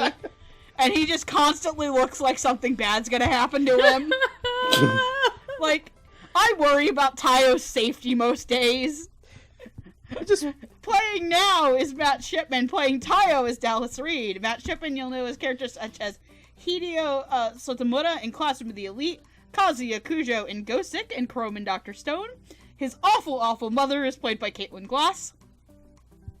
Dallas Reed, you'll know his characters such as Asta in Black Clover, Satoshi Fukabe in Hyoka, and Yamato no Kami Yasusada in Token Rambu Hanamaru. And in fitting fashion, Taiyo's parents are played by Asta's fire parents in Black Clover, Monica Rial, and J. Michael Tatum. Shut up, Mello Leonis' mom now. Also, Mello Leona, please step on me. There it is. I'm sorry! Mello Leona's fucking attractive! Don't apologize! You're not wrong. But I was wondering when that was gonna come out. Mello Leona could bench press me and I'd be okay with it. She could make me her Lion Queen any day. Oh my god. Hazabenya! Anyways. Jet, save us. Pride my rock. Okay, anyways, now, yeah, so these two are basically like the Cinnabons of the tennis team, and they deserve all the protection and love in the world. Well, I mean, to an extent, I guess. Starting with Dallas Reed and Taiyo, since like Megan just said, out of all the boys, he kind of made the smallest impression on me. For a lot of the show, he's just kind of there, being, very soft-spoken, very nice, and very short on confidence. Which Dallas Reed does very well.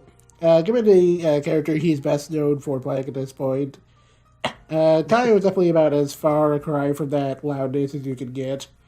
This is definitely not Asta. Aside from that, though, about the most Taiyo really has to do is towards the end of the show where we finally get to meet his parents, who I guess are objectively the least terrible of the bunch next to Maki's mom, who is basically an angel compared to everyone else. And while it's definitely clear that Taiyo's parents think a little too highly of him, and I definitely like Dallas's delivery when Taiyo's parents say, like, oh, well, it's like, oh, okay, it's okay if you lose. If you do, it's that other boy's fault. And Taiyo immediately sticks up for him. And that was definitely the most confident Taiyo ever sounded, and I thought that moment was really sweet, and Dallas handled that very well.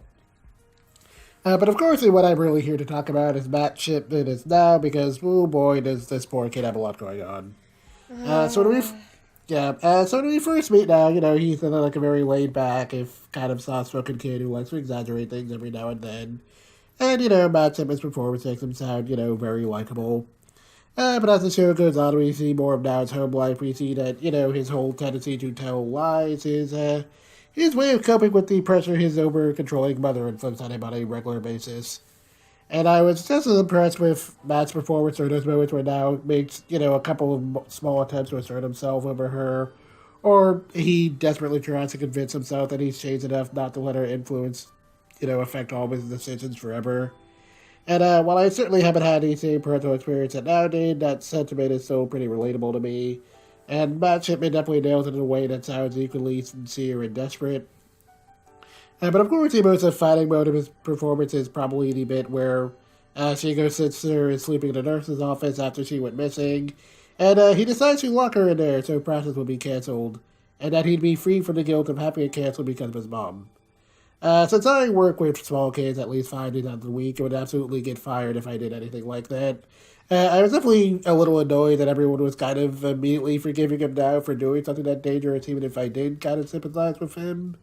But the Matt's definitely showed the anxiety in that moment well enough that I was hard to get too mad over it. And I definitely felt the turmoil Nao was feeling in those moments, and it was definitely one of the strongest parts of the dub. So, Matt Shipman, really great job.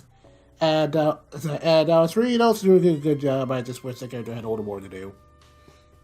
I agree, because I was watching the show and making my notes for all the characters. Like, I knew the names of all the characters on the team, and just waiting for something to write down for Taiyo as, like, okay, what's his defining personality? Like, what's his big moment? What's his character event? And it never came. He's a nice guy. He's just a good boy, they exist. I swear to God, they do exist. And the show gives Dallas a chance to just be, like, he's meeker sounding than the rest. But that doesn't make him not a force to be reckoned with, because you can hear in the lines that he gets the anxiety that he's got for, like, he wishes that the team would do better, but he can't really bring himself to care in the beginning. But then he kind of marvels at how much better they're getting, or the fact that there's a passion in the group once Maki comes around. I don't remember if he's the one, but I think he's the one who initiates everyone put their hands in after that 20-lap run in episode 2 that basically kills all of them. That's Rintaro. That's Rintaro. Okay, that's VP. See, I wish that Taiyo had moments that stood out a little bit more, but it's okay to have less prominent characters on the team, because that is reality. That's real life. There's not always going to be larger than life personalities in your group. Sometimes you've just got regular, meek, soft-spoken boys who do look like a puppy who would just, bark if you patted them on the head, right? Switching to Matt Shipman, though. Okay, here's a challenge for you. Here's an acting challenge for you. Uh-oh. Act like you're not acting when you are acting. Here's what I mean. There's a scene where Nao, like you said, Jet, is basically lying to the team about where one of their sisters are, and he has to pretend like he doesn't know where she is. And you can, I don't know if you've ever lied before. I'm sure none of you have lied, but for those of you who have, you know that it's very difficult not to give yourself away, to not, have some sort of, vocal tick or something in your voice that kind of gives away the fact that you're not being totally honest. What Matt had to do was he had to voice Nao in a way that he was saying, I don't know where she is, in a completely straight, bald-faced lie, without giving himself away.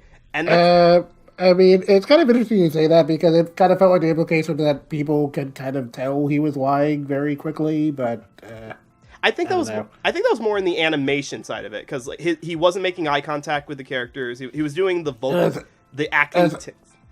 I don't know. I guess that's the way he was shifting. I guess that's the way he was shifting around and speaking. It felt like the other characters could kind of tell he was probably lying. But I don't know. When he was more confronted about it, when they press him, do you know where she is? And he's like, I don't know where she is. And it gets a lot more fake sounding at that point. But leading into that, it's very hard to do that, to act like you're not acting when you're acting.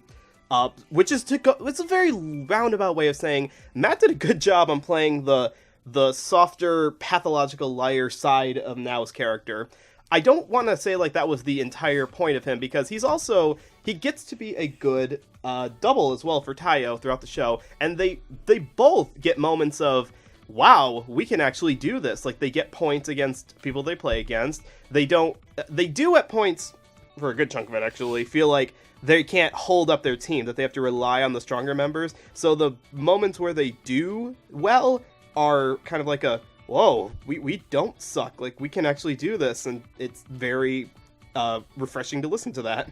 So Matt and Dallas, good group together. It's just a shame that Nao's mom is such a piece of shit, because that is not only is it awful, it's a believable kind of awful. It is a controlling, and how am I supposed to say no to my own mother kind of archetype that is unfortunately very real in a society that doesn't care about who you are as a person and just demands your exponential success.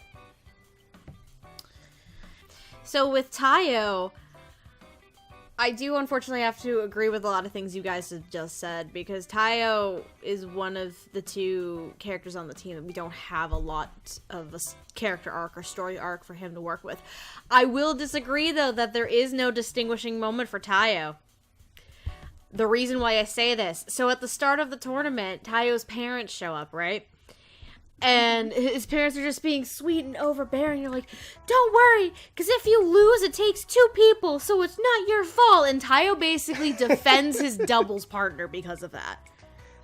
Like, Taiyo, even though he's meek, he does have his moments where he'll, like, stand up for himself and stand up for people that he cares about.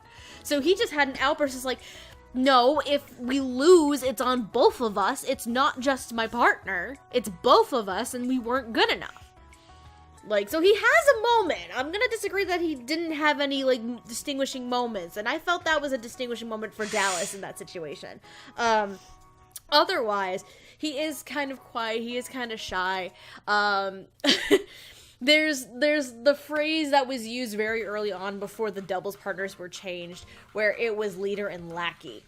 Dallas is very much in the lackey role in that scenario.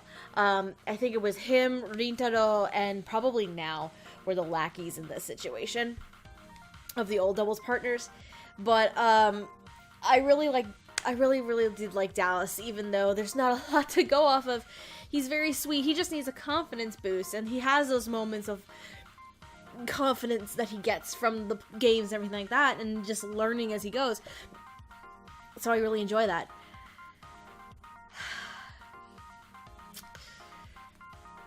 The second that Matt Shipman, or should I say, the second Nao, the first time I saw his interaction with his mother, I wanted to protect this boy. Like, and it's stupidly ironic that Matt Shipman's voicing him, because, so, after the Dr. Stone episode, I watched more and more of the show, of course, and we all know Matt Shipman is Chrome.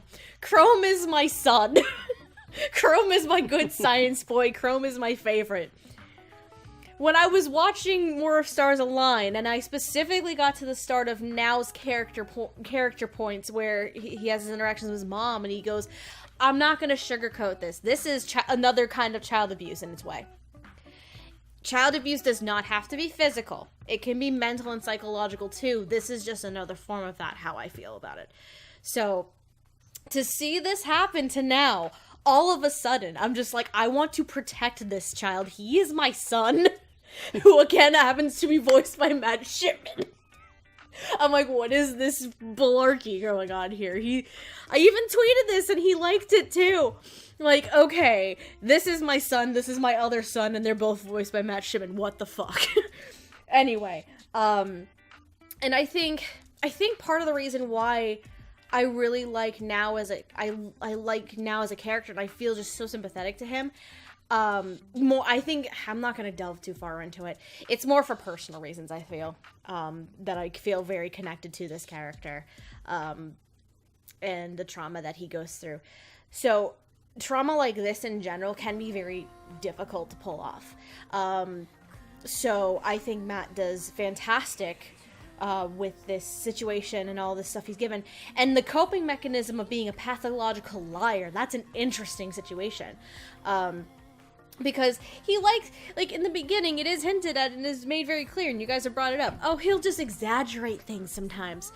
But then we get, when it really comes to a head with his story, and all of a sudden we're trying to find Shinjo's little sister, and he finds her, he locks her in the nurse's office while she's napping, and just starts flat out lying. And I think the most telling part of Nao's situation is the conversation that happens after that with Maki, Toma, Yuta, and Conoco, thank you. Where they're talking about everything and Nao's home life.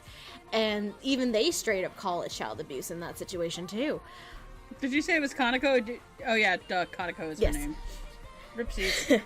Like, how they talk about his home situation, and it's like, this is a coping mechanism where you want to you lie to yourself so much that you want to believe your own lie, and then there's no other truth aside from that.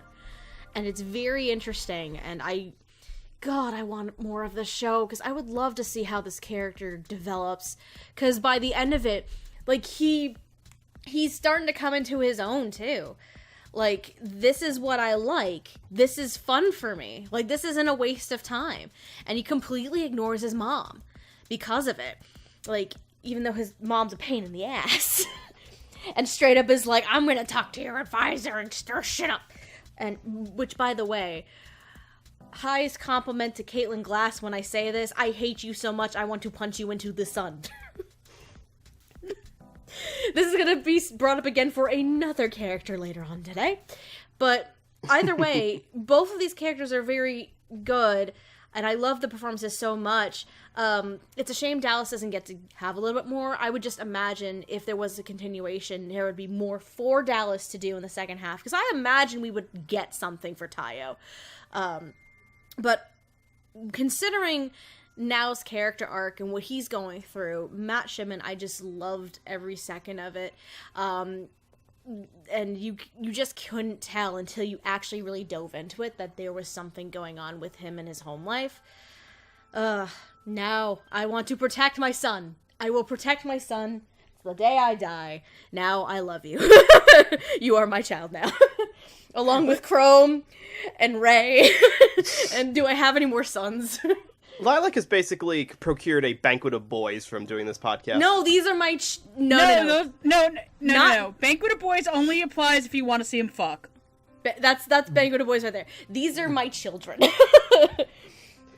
See, once I get her to sit and watch Ensemble Stars, she's gonna pick up like 7 more. I'm gonna have a full house of sons. It's gonna be great. Anyway. I do like that you mentioned the fact that both Taiyo and Nao's home lives are very different from each other, because their personalities are, like, they're equally meek from the offset, but we see that they got that way from completely different ways. One was browbeaten into it, but the other one was just, like, a nice boy. That's nice that the show doesn't cop to the idea that nice boy and probably like a bit overprotecting parents, because Taiyo's parents are a bit overprotective too. Take that, like have dorky overprotective parents over every other option we've got in this show. Oh yes, absolutely. Taiyo's parents, meanwhile, they're just very shitty at it. Yes, that's why they're shitty. Like, Nao is right fucking there. Yeah. Okay, that he part is right fucking there. Anyway. I'm still here. Like, it's like, damn. It's like, damn, son. Like, the rest of the team is like, shit, they come to every game. Like, they're the obnoxious parents in, like, every, like, kid's sports movie. Like, go, son! Round them bases! I'd also like to point out the cutest shit ever on Twitter is that Jill Harris loves Taiyo to pieces and made, like, a protect him post. Yes. We love you, Jill. We love you, Jill. We would take a softball for Taiyo. I would take a softball for Taiyo. He doesn't deserve that. Taiyo is a sweet child. Taiyo is a cinnamon roll. Too good here for this world. Taiyo is too good for this sinful earth. True fact, my other favorite Jill Harris post was name your 9 favorite fictional characters, and if you knew anything, they were all characters Dallas plays.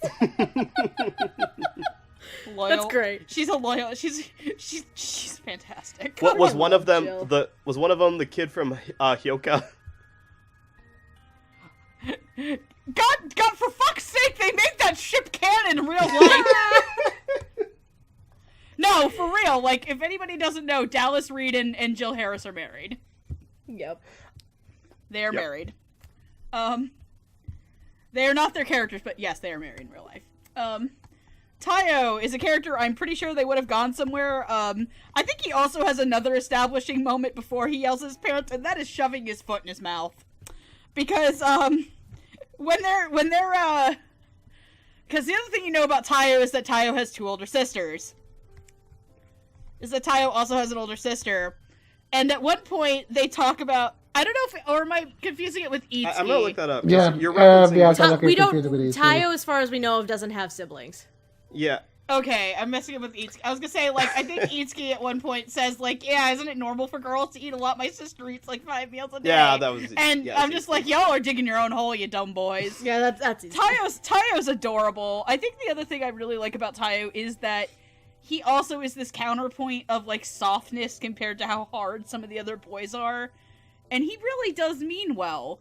He really does. And it's just, you feel so bad for him, but I really wish that... And it's so nice to get to hear Dallas use his soft voice.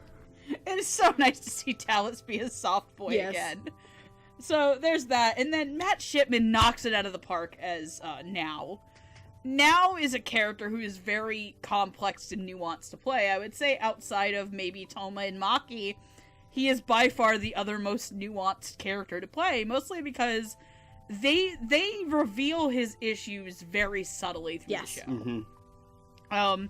And shout out to Caitlin Glass for playing the fucking worst mom, who delivers one of the lines is, "How can you even enjoy a barbecue? You're not old enough to drink." Yep. Which makes me wonder if she's had a couple of those in her day. And there are just so many things where, like, you can just hear in Matt's voice, like, the shakiness of him trying to lie to his mom. And one of the details I also would very much like to point out, to the credit of Stars Align as a production, and how good the details in this is, that Nao is ambidextrous. Yes. Because there's a comment made about him being a southpaw. His paw. But when he's at home, he's eating with his left hand. At one point, his mom tells him to use the right hand. He's using his wrong hand. And because we're not talking about Caitlin herself as, like, a solo thing, I also want to give credits to the part where Caitlin is looking at the picture of him on the phone where he's still a baby. That was creepy. And it's one of the most... It is literally one of the most terrifying scenes in the show. It is probably, like, number 3 in terms of terrifying scenes in this anime. Number 1's coming up at the next segment to me. Is that she's talking about how he's always going to be her little boy, and she's doing what's best for him. And it's clear that you see that to Nao, his mother, Nao isn't a 13 to 14-year-old boy. Nao is a 5-year-old, or like a 3-year-old to her. And he will never advance beyond that stage to her. It's at his age. He is always going to be this static, trapped image of a child on her phone.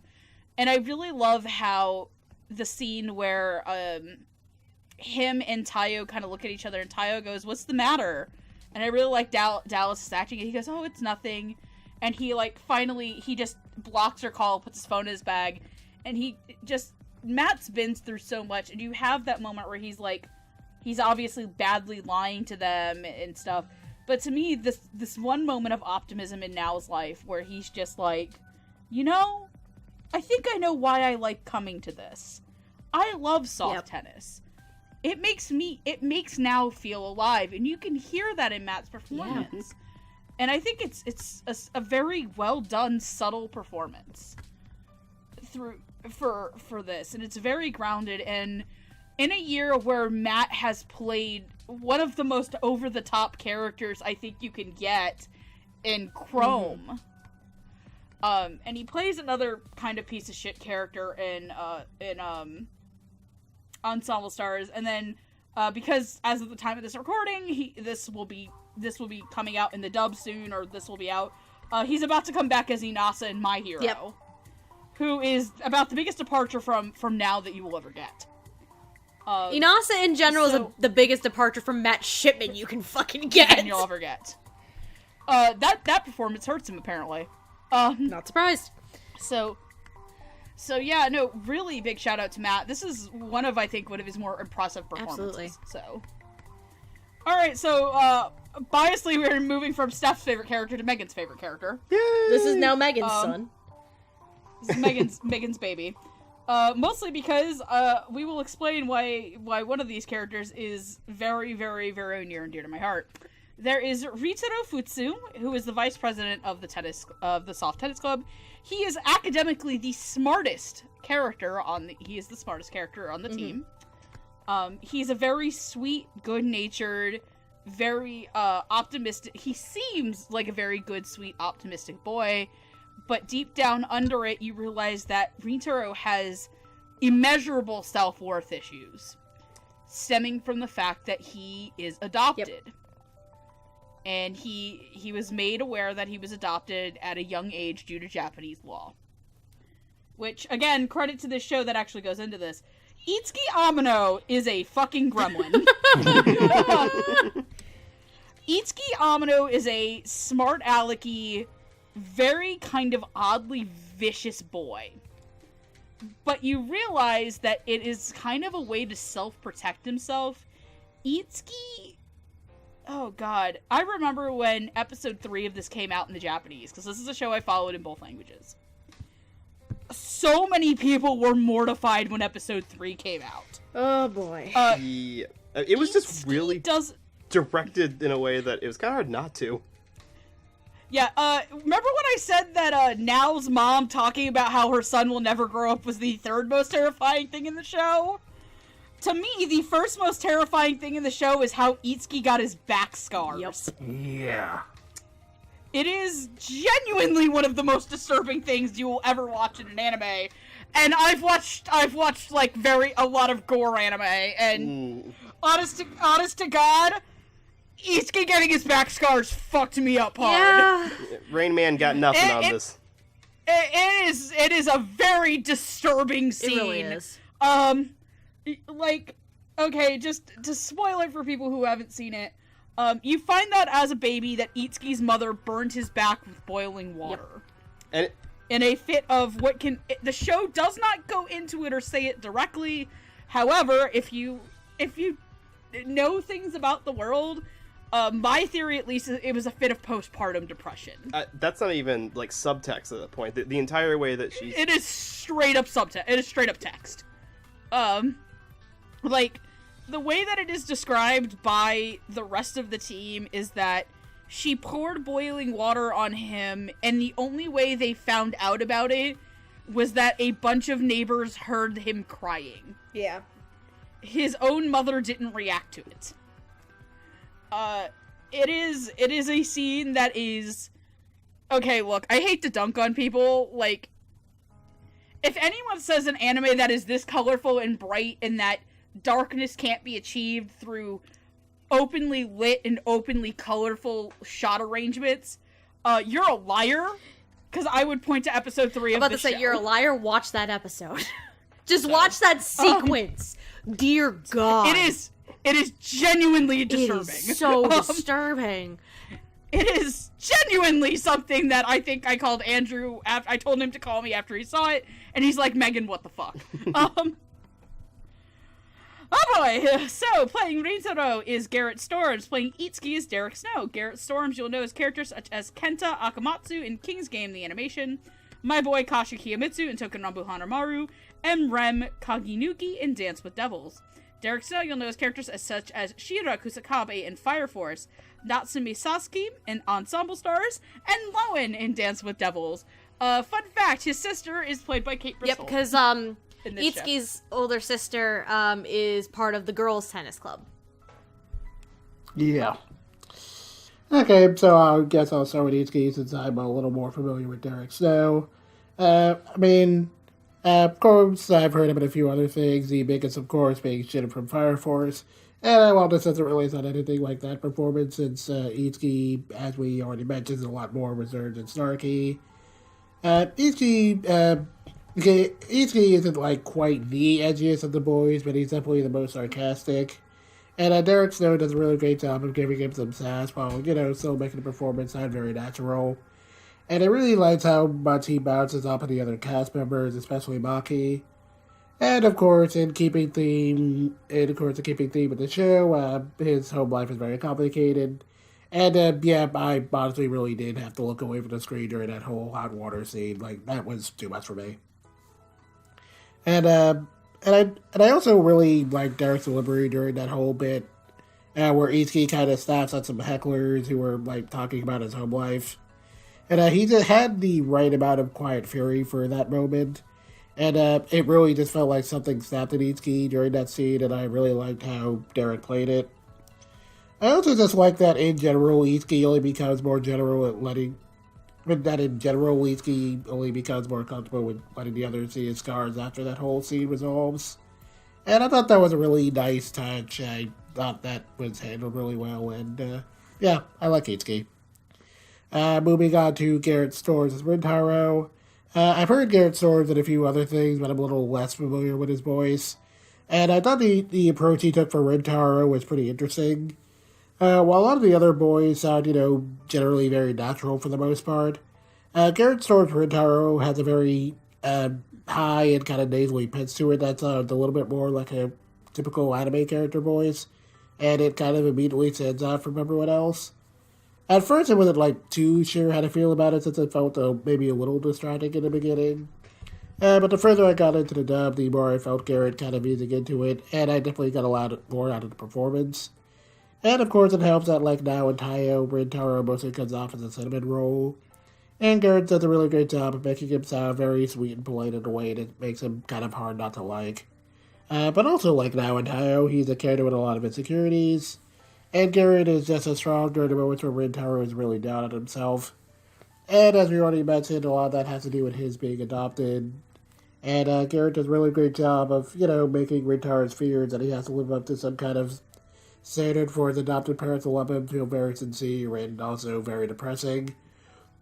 But even though we might not ever know how his arc wraps up, considering his birth mother kind of comes back into the picture towards the end of the show, I feel pretty confident in saying that his adopted parents definitely did love him, and it's my hope that he gets to realize it and gets a happy ending, because dang it, at least one of these boys needs to get a happy ending. Just let someone be happy. No, you're looking at the wrong show for that. There are no happy endings in this show. Either way, I definitely like Garrett's performance, even if it took a little bit of time to win me over, and I thought both him and Derek did a really good job. There's what is it? I'm sorry, was it Rintaro or Itsuki who was the super smart one? It was Rintaro. That's okay. Because there's a scene where I think he's reading up in class about soft tennis tactics, and he's totally not paying attention to the class lesson.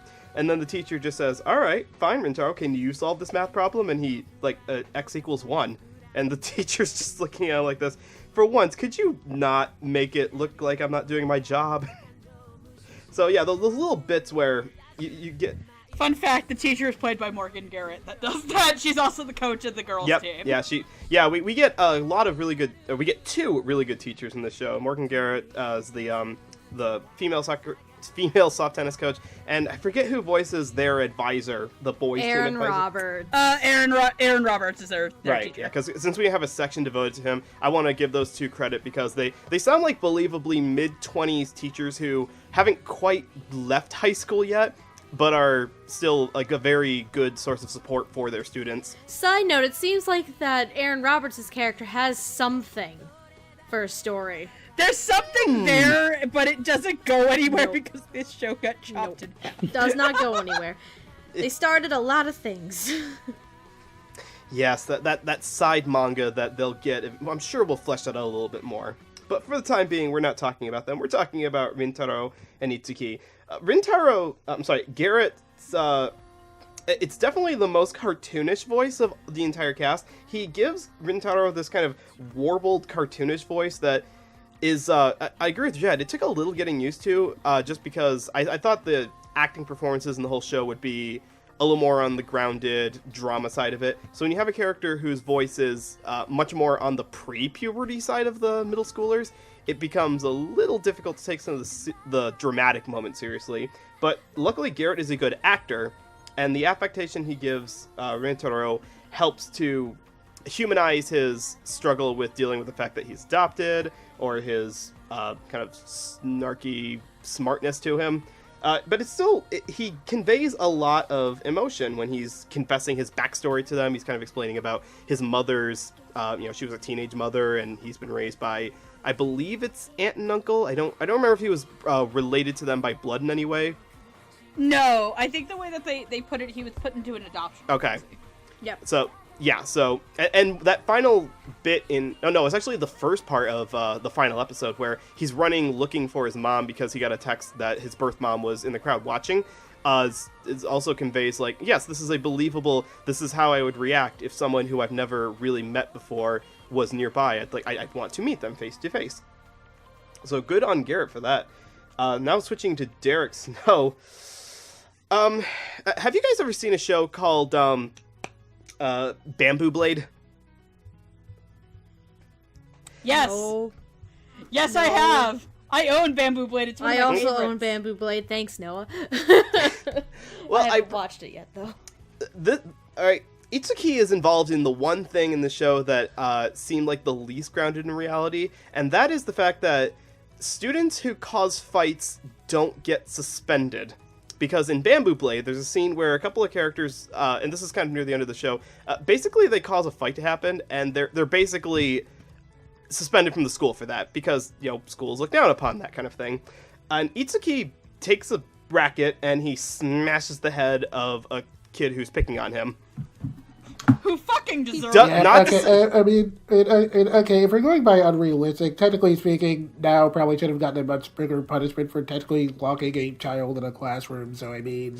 Technically. Yeah. It wasn't malicious, but when you say it like that, Nao locked a little girl in the nurse's office, it sounds much worse than it actually was. And left her there for a while.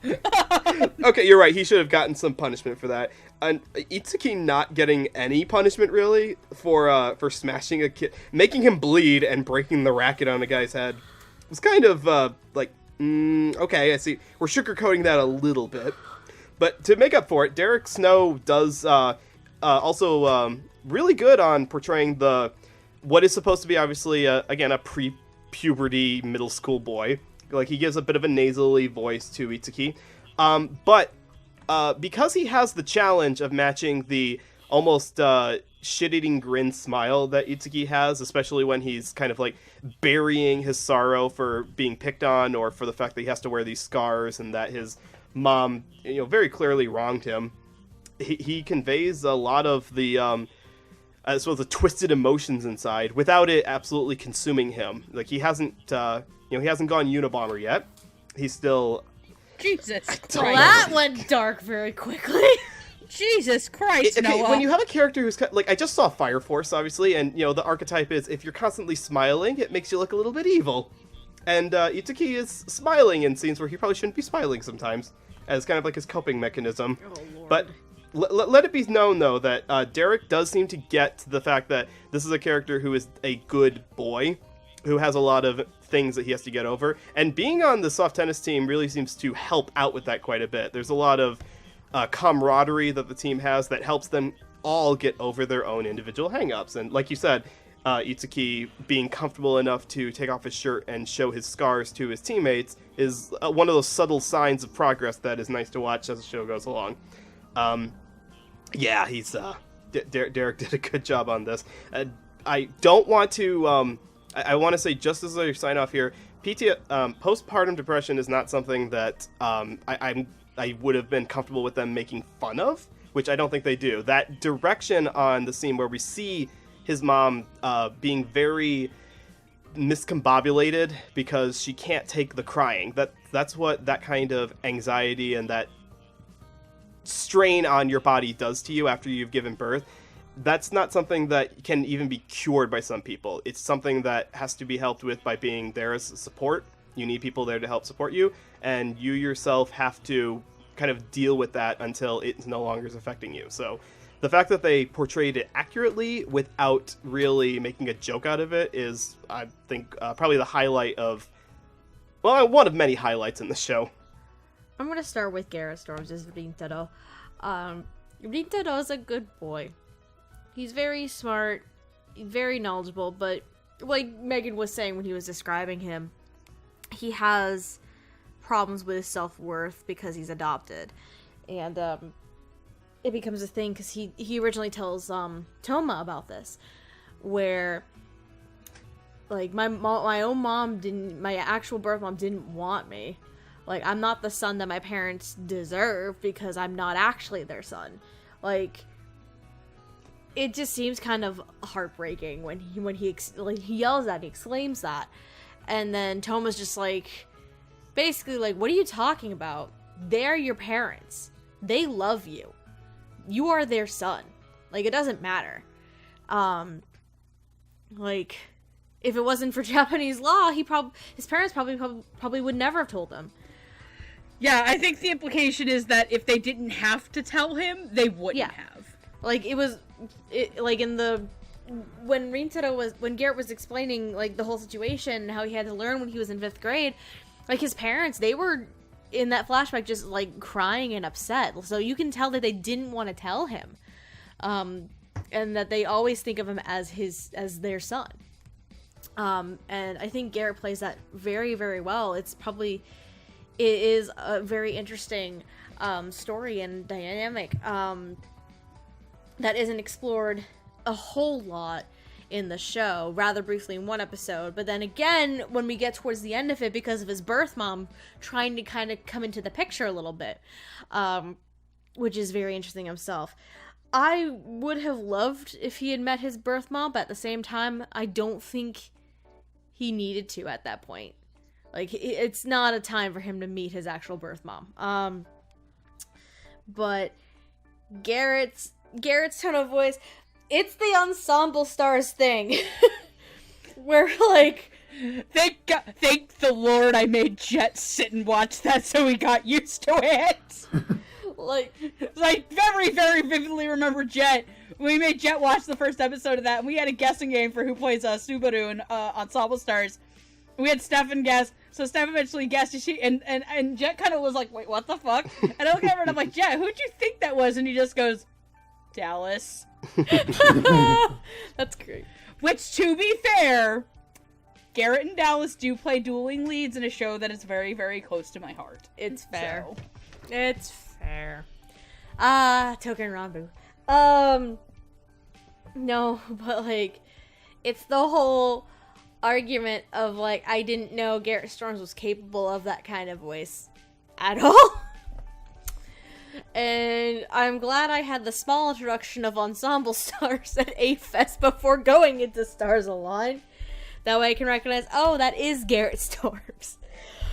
And I would imagine pulling off, to me it sounds like it's more of a falsetto tone of voice for Garrett. So I'd imagine it might take a little bit. It might be a little bit more difficult than what his normal range could be. But he does make it seem rather effortless, so I have to give him credit for that. Derek Snow. Another little snarky, sassy little shit. But in a good way. I really love Derek Snow as Itsuki, because Itsuki is very, he's small in stature, but he's a tough kid. Like, he's dealt with a lot of shit, because he's dealt with so much, because he's dealt with quite a bit of bullying about his home life and everything like that, and everything that goes on with him, and everything with his mom, too. Like, it takes the times you usually see, like, the poor home life kind of trope is with stereotypical poor families, right? it's never explicitly stated if his family's poor or not. They're just in a bad living situation. I think the only character that they explicitly say has financial issues is Maki. Maki is the only one. Because I don't think any of the other kids come from homes of single parents. That's also... Well, Itsuki does. I mean, yeah, because his parents are probably, like... Are divorced. I think they are divorced. I mean, after something like pouring boiling water on a little baby, I would hope you're not fucking nuts to stay with the wife. So, because of the slight rough upbringing and the state of his family life, of course, and also because his sister is really good at soft tennis, a lot better than he is, and he also gets teased for that sometimes. He deals with a lot of shit. So he does try to... He does take it out on people, and not in the greatest way possible, i.e. beating someone over the head with a racket. So he does have, unfortunately, violent tendencies, but only because it's just to defend himself, which I can understand. But, like, even the characters in the show are like, dude, you shouldn't do that. Don't let him get to you. Like, you're just getting yourself in trouble. Like, don't do it. And even, like, one of the moments after that was, that I actually wrote this line down. It's where the clapback line comes in, actually, that we mentioned earlier. What? No clapback?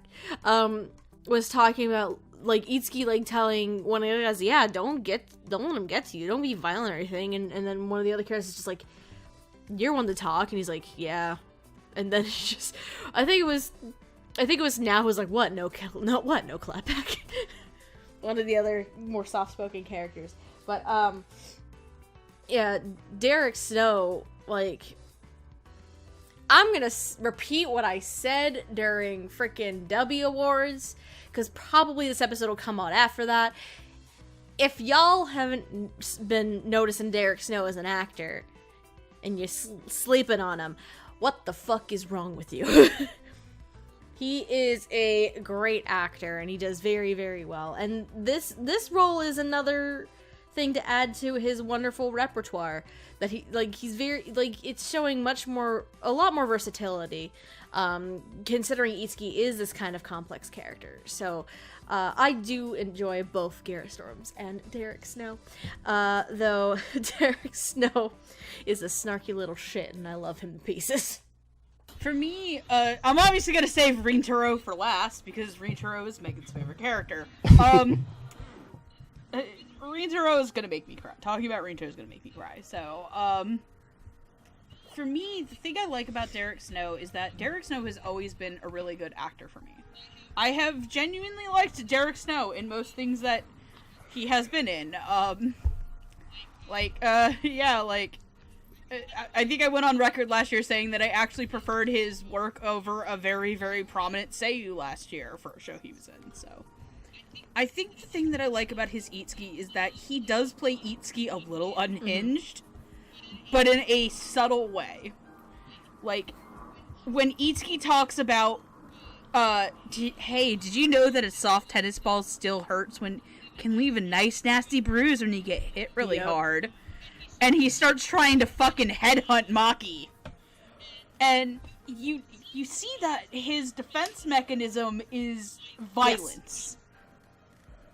Yes. And when Aaron Dismuke comes and taunts him about his sister and his mom his sister and then his mom, because I think he says, man, it must suck that your sister's stuck with, like, a brother like you in a sense.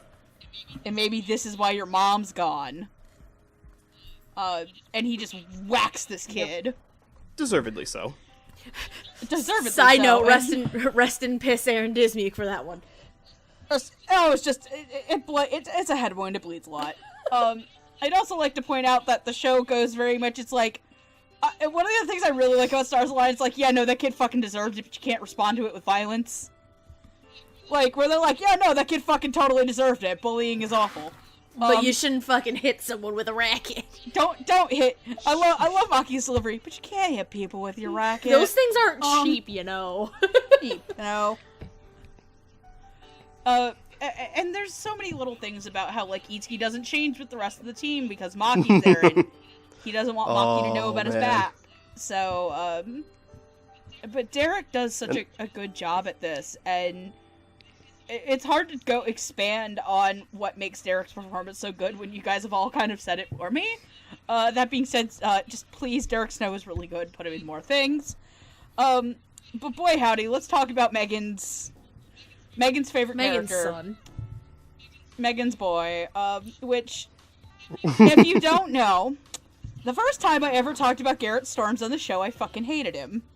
My times have changed. For any of you who remember, which as of this, like, October or November is about 5 years ago, I did not like Garrett Storms as an actor at all. Oh god, it would have been it will be 5 years for Dance Devils. Shit. It will be 5 years this year. That was one of our early episodes. Man. That was the episode that established that we have a limit count on how many people in an episode.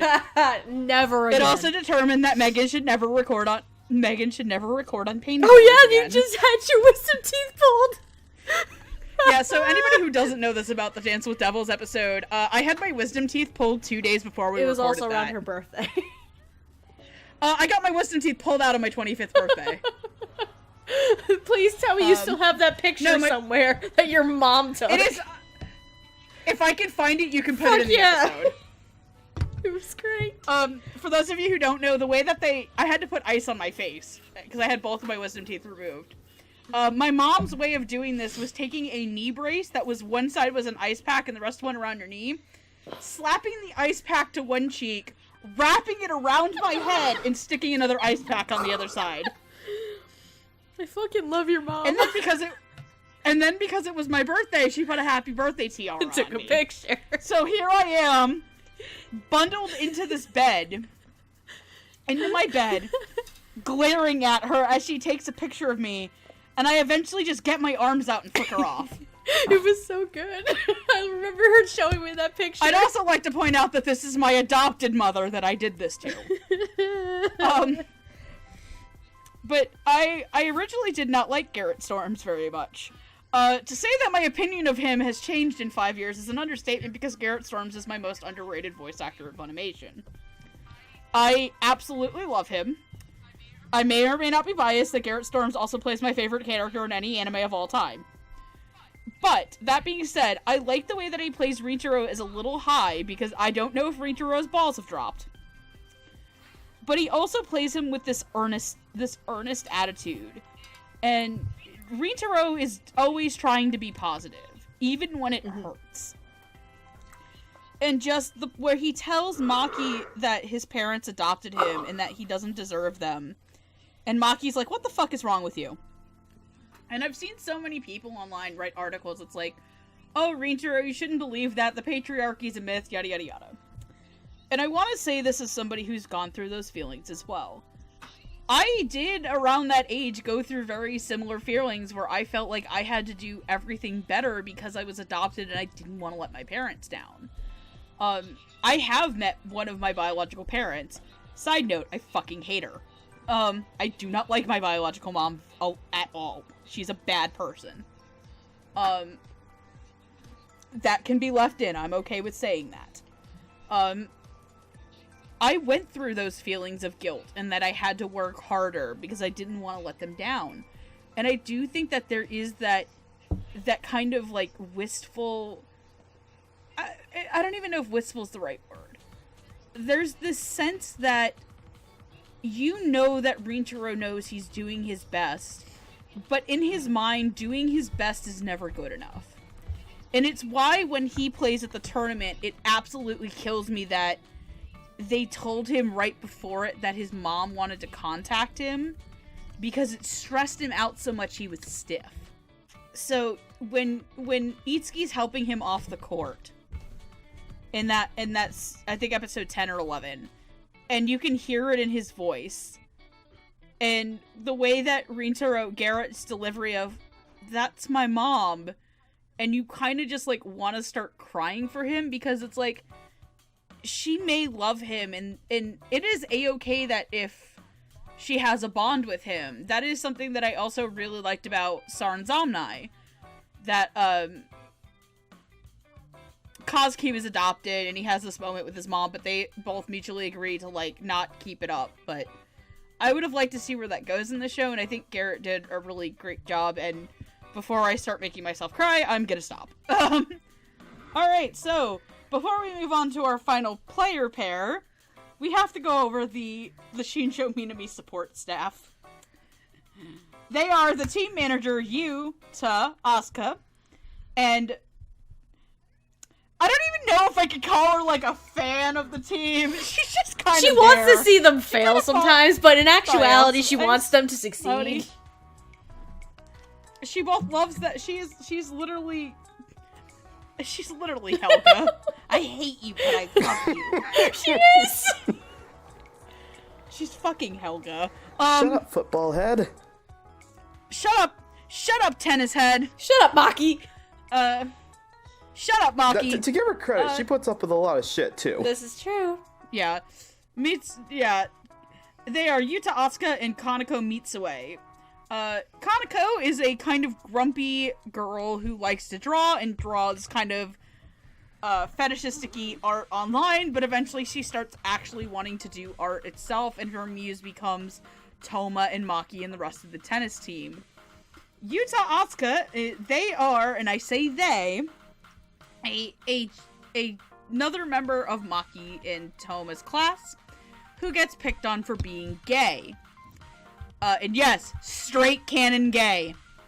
However, we end up eventually learning that Yu doesn't see themselves as male or female, but they don't necessarily identify as being non-binary. They just aren't male or female, and they haven't found the right label to them yet. They use non-binary as one just because it's easier to explain.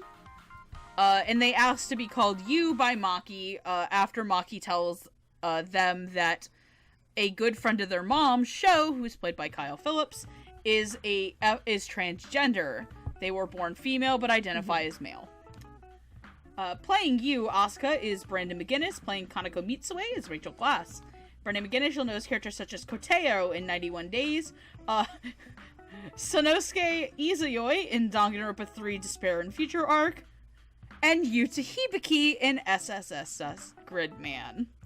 Rachel Glass, you'll know his characters as Hoko Hoshimiya in Clockwork Planet, Elma in Miss Kobayashi's Dragon Maid, and Miyabi Ito in Yamada and the Seven Witches. So while I'm fond of, just about all the kids in the cast, Yuta was probably the one I was most endeared to right away.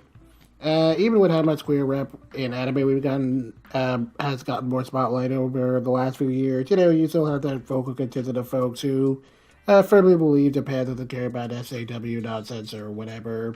So I appreciate that right off the bat the show pretty much immediately tells us which team Yuta's batting for, and that, they're free to like whoever they want, which is definitely really refreshing. And it's also nice that the show not only commits to that alone, but just also takes the time to explore Yuta's feelings on their gender, and and that what they identify as is something that's going to take time, much like any other part of growing up.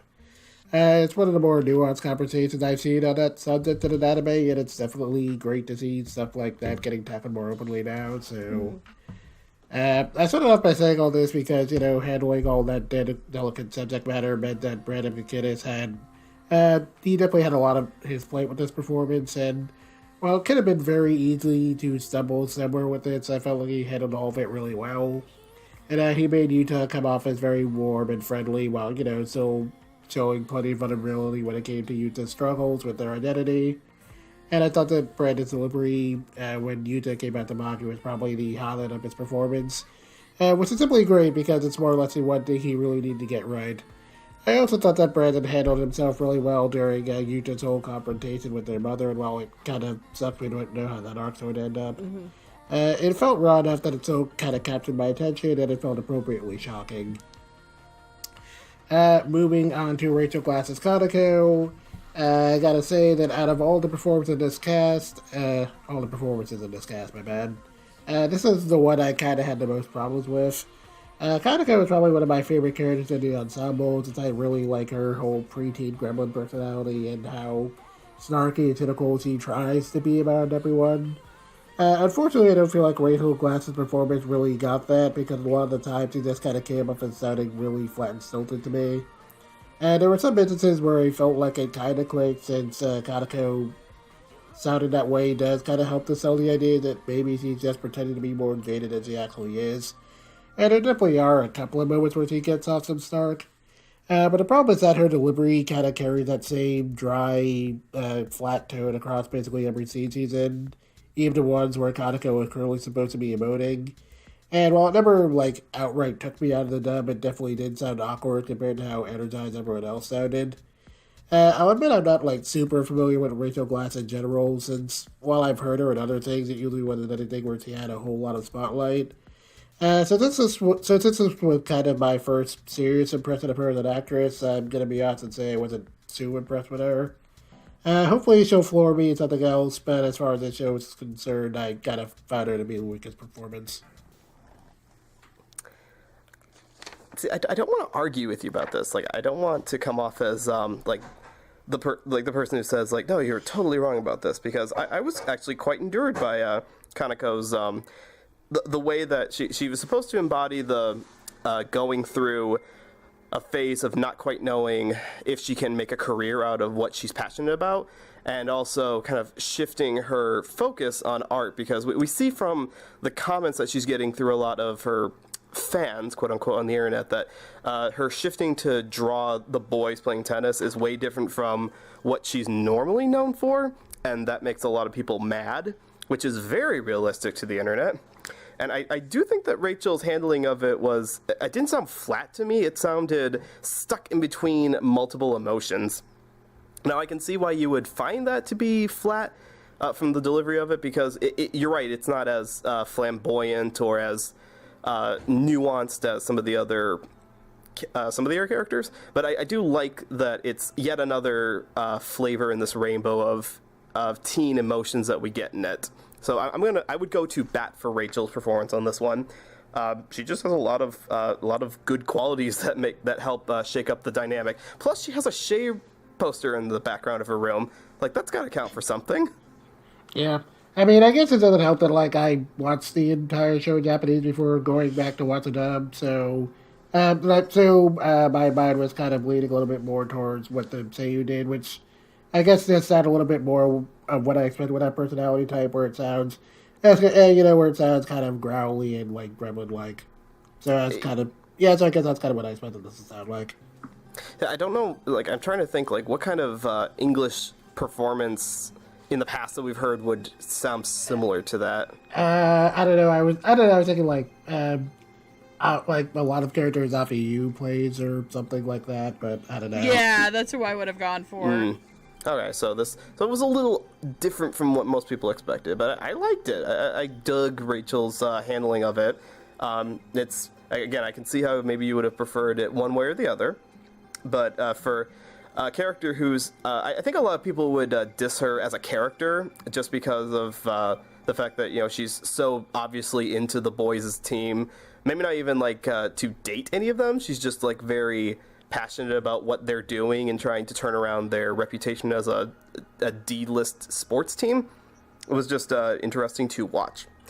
Now, speaking of watching, I can't talk about a Brendan McGinnis role without crying, because last week, actually, no, it was just yesterday, came the dubbed episode of episode 77 of My Hero Academia. God damn it! And now I made everyone else cry. That hurt. I'm sorry. So bad. I read the manga, but it still freaking hurt. It was hard to watch, wasn't it? Things hurt when you hear audio and visuals. Mm-hmm. And I can only imagine how hard that was for Brandon, too. But, Oh, he opened up on Twitter that he cried his eyes out. Good on you, Brandon, for putting your heart and soul into that. And also for putting your heart and soul into this, because Yuta's a kind of character that I didn't quite know why he existed when he was introduced into the show. Because if he wasn't going to be, it wasn't going to be playing the sport, and maybe I just don't know what managers do on sports teams. I didn't know why they needed a student manager, I guess. I assumed that the faculty would take care of everything that was needed. Well, Conoco's not going to fucking do it. Obviously, we know that. It just seems very we need to get a middle schooler to do the job that you, a grown human adult is not going to do. But then we find out more about Yuta, and we find out that, yes, this is the closest we're going to get to a wandering son dub, in the sense of someone who's not struggling, sorry, that's not the right word, coming to terms with their both their gender identity and their sexuality in a way that feels a little after school specially, like, and now on a very special episode of Stars Align, Yuta discusses his he likes to wear dresses, and he's got a crush on a boy, and his mom does not approve of this. Luckily, though, Brandon's got like this very soft-spoken warmth to him that does not convey weakness or meekness in any way, but it does carry the kind of I'm a reliable member of the team in a way that one of the players themselves could not be. And it's just a shame that the show got cut short, because we don't really get much more of his development. That, like you were saying, we don't really see the fallout from his conversation with his mom, who's very flat out like, why are you doing this? You're a boy. I've got 2 girls already. Can't you give me my one son? So for the brief snippets of that we get, and for the continuing of managing the team, and it kind of acting as a, let me explain the rules of soft tennis as we go along. Good job on Brandon. I'm going to go in this corner and cry now. Noah, do me a solid. Can you make room in that corner for me too? Because I'm gonna join you in a couple minutes. Because god damn it, the fact that you brought up Sir Night-Eye. God, yeah. Look, would it make you feel? Would it help alleviate any more if I threw in a parody song called "That's So Night-Eye"? No. Like, okay. Peggy's gonna try to get him to sing Here's that. the thing. So, Andrew and I went out for breakfast yesterday morning, and then afterwards I went back to his place, and he was just like, do you want to watch the new My Hero? Because I was waiting to watch it with you. I'm like, I guess, but this is gonna hurt. So we watched it together, and it fucking hurt. We were both messes by the end of it. Just like, ugh. Props to Brandon and Rico Fajardo for that episode, by the way. Figure, I've got to have Steph this on recording. Which one hurt more? The last episode of My Hero that you watched, or the last episode of Legend of the Galactic Heroes Denue Tessa? God. Why can't we have both? Okay, here's what I'm gonna say. Also, please watch Legend of the Galactic Heroes Denue Tessa. Please watch Legend of the Galactic Heroes. Because I cried like a sappy little bitch, I'm gonna say My Hero. Legend of Galactic Heroes, I didn't cry. I was just very angry at the world. My boy got done dirty here, alright? My favorite character got done dirty, alright? And it makes me mad. Anyways. So, I'm gonna actually start with Brandon on this one, because Yuta as a character, they are so gentle and kind and very sweet, and they don't like violence either. Like, it's made very clear early on when Yuta gets bullied by these kids and Toma stops them, and Toma just talks to him like, I would imagine a good smack to the face would solve it. He's like, I really don't like violence. Violence just does not solve anything. And Toma's just like, you know you're too good for your... You know you're too nice for your own good, right? And Yuta's like, eh. Like, Yuta is a very sweet and endearing character. Very, very soft-spoken. Doesn't have a ton of confidence at first, but he kind of starts developing and coming into his own a little bit here and there. And then you get the scene where Yuta's talking to Maki, and they're telling him that I don't know who I am. I've never seen myself as a boy. I'm not sure if I'm a girl. I think I'm non-binary, but I don't know if I should label myself as that. And that conversation for Yuta and Maki, I think is a very, very... It's very interesting that it's a very interesting and mature conversation to put into a show with middle schoolers playing soft tennis. And I think Brandon and Maki's actor, who we'll get to shortly, that was done absolutely well.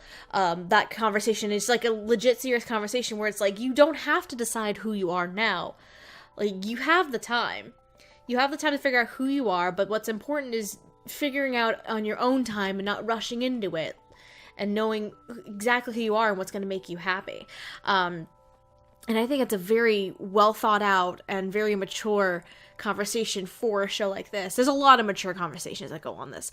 And Brandon in general is just so endearing and so kind, and it's just Yuta is a sweet cinnamon roll, too good and pure for this earth.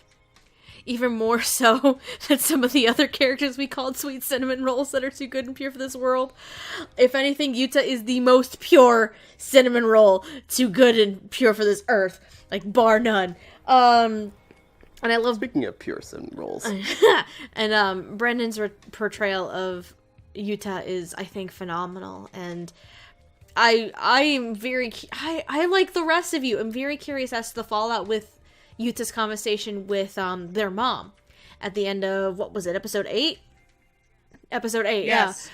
Because that just cuts off and we never get any acknowledgement of it again. I'm gonna guess that if there was more to the show, we would have more to it. But of course, thank you, production committee. As for Rachel Glass as Conoco, I'm not that familiar with Rachel Glass. That's the problem. I feel like I know her from something. I just can't think of it though. Didn't you? You were on the Clockwork Planet. There was no Clockwork Planet episode. Oh right, that was Silver Guardian. Whoopsies. Good job. I'm gonna look up ANN real quick because I need to remember. I feel like I should. I was doing it for you. Oh, okay. She's Silver Lady in Ancient Magus Bride. Okay, to be fair, doesn't Silver say Lady anything. Doesn't fucking talk. But I'm slowly remembering. Elma and Dragon Maid. Didn't watch Dragon Maid. She's apparently Torrania in Overlord 3. She was in King's Game for an episode. Oh, she's Bakugo's mom. That's why. She's Bakugo's milk. Oh, okay. Okay. Now that's a good mom. No, she's not. No, not in the term good. I mean, like, I'm putting quotation marks around the word good. Okay, I mean, even though she doesn't talk, I recognize her Magus Bride, and of course there's fucking Bakugo's mom. Hell yeah. And a lot of... By the by, one year apparently she was walking around A-Fest dressed as Bakugo's Oh my mom. God, that's amazing, and I love her now. Let me see. She did an episode and we missed it, and I'm pissed. King's Game. She's Babi Nobukatsu from Kochiki. Oh shit, she is Babi Nobukatsu. Okay. She grows up into Stephen Fu. She's Babi Naruse as well in Orange. And she does have a role in Overlord, but I can't remember which freaking character this is. I just said who she was. In Overlord? Yes. She's a I don't know. I don't remember specifically what this character is the problem. I'm just gonna Google it for you. And I haven't watched some of the other stuff where she has an actual major role. Okay, so I have a little bit more familiarity. Okay, I kind of remember now. Like, I've heard the name. I just haven't heard a lot of her work is the problem here. So it's very difficult for me to really discuss and judge the performance because, for all intents and purposes, like, this is an unknown actress to me. Because Silver Lady, again, like Megan was saying, doesn't talk. She just kind of makes little reaction noises, and that's about it. So, it's hard. This one's a hard one to judge. Because I can see both sides. I can see Jet's side of this, I can also see Noah's side of this.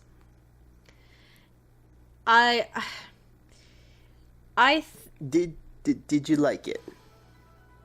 By the end, I did. It was a little bit hard to get used to starting out. Because Conoco is a bit snarky and sassy. She could be a straight up savage. She could be a straight up savage sometimes. It's actually kind of great. Did you see how she acted to those girls at the school when they went spying? She was a flat out savage. Called them, I think she called one of them a fucking cow. She called one a grandma. It's like, she's all yours, grandma. I love that about her. He's all yours, grandma. Can't hate that. Like, the tone of voice used for Conoco is a very interesting approach because of the personality and what Kaneko's interests are.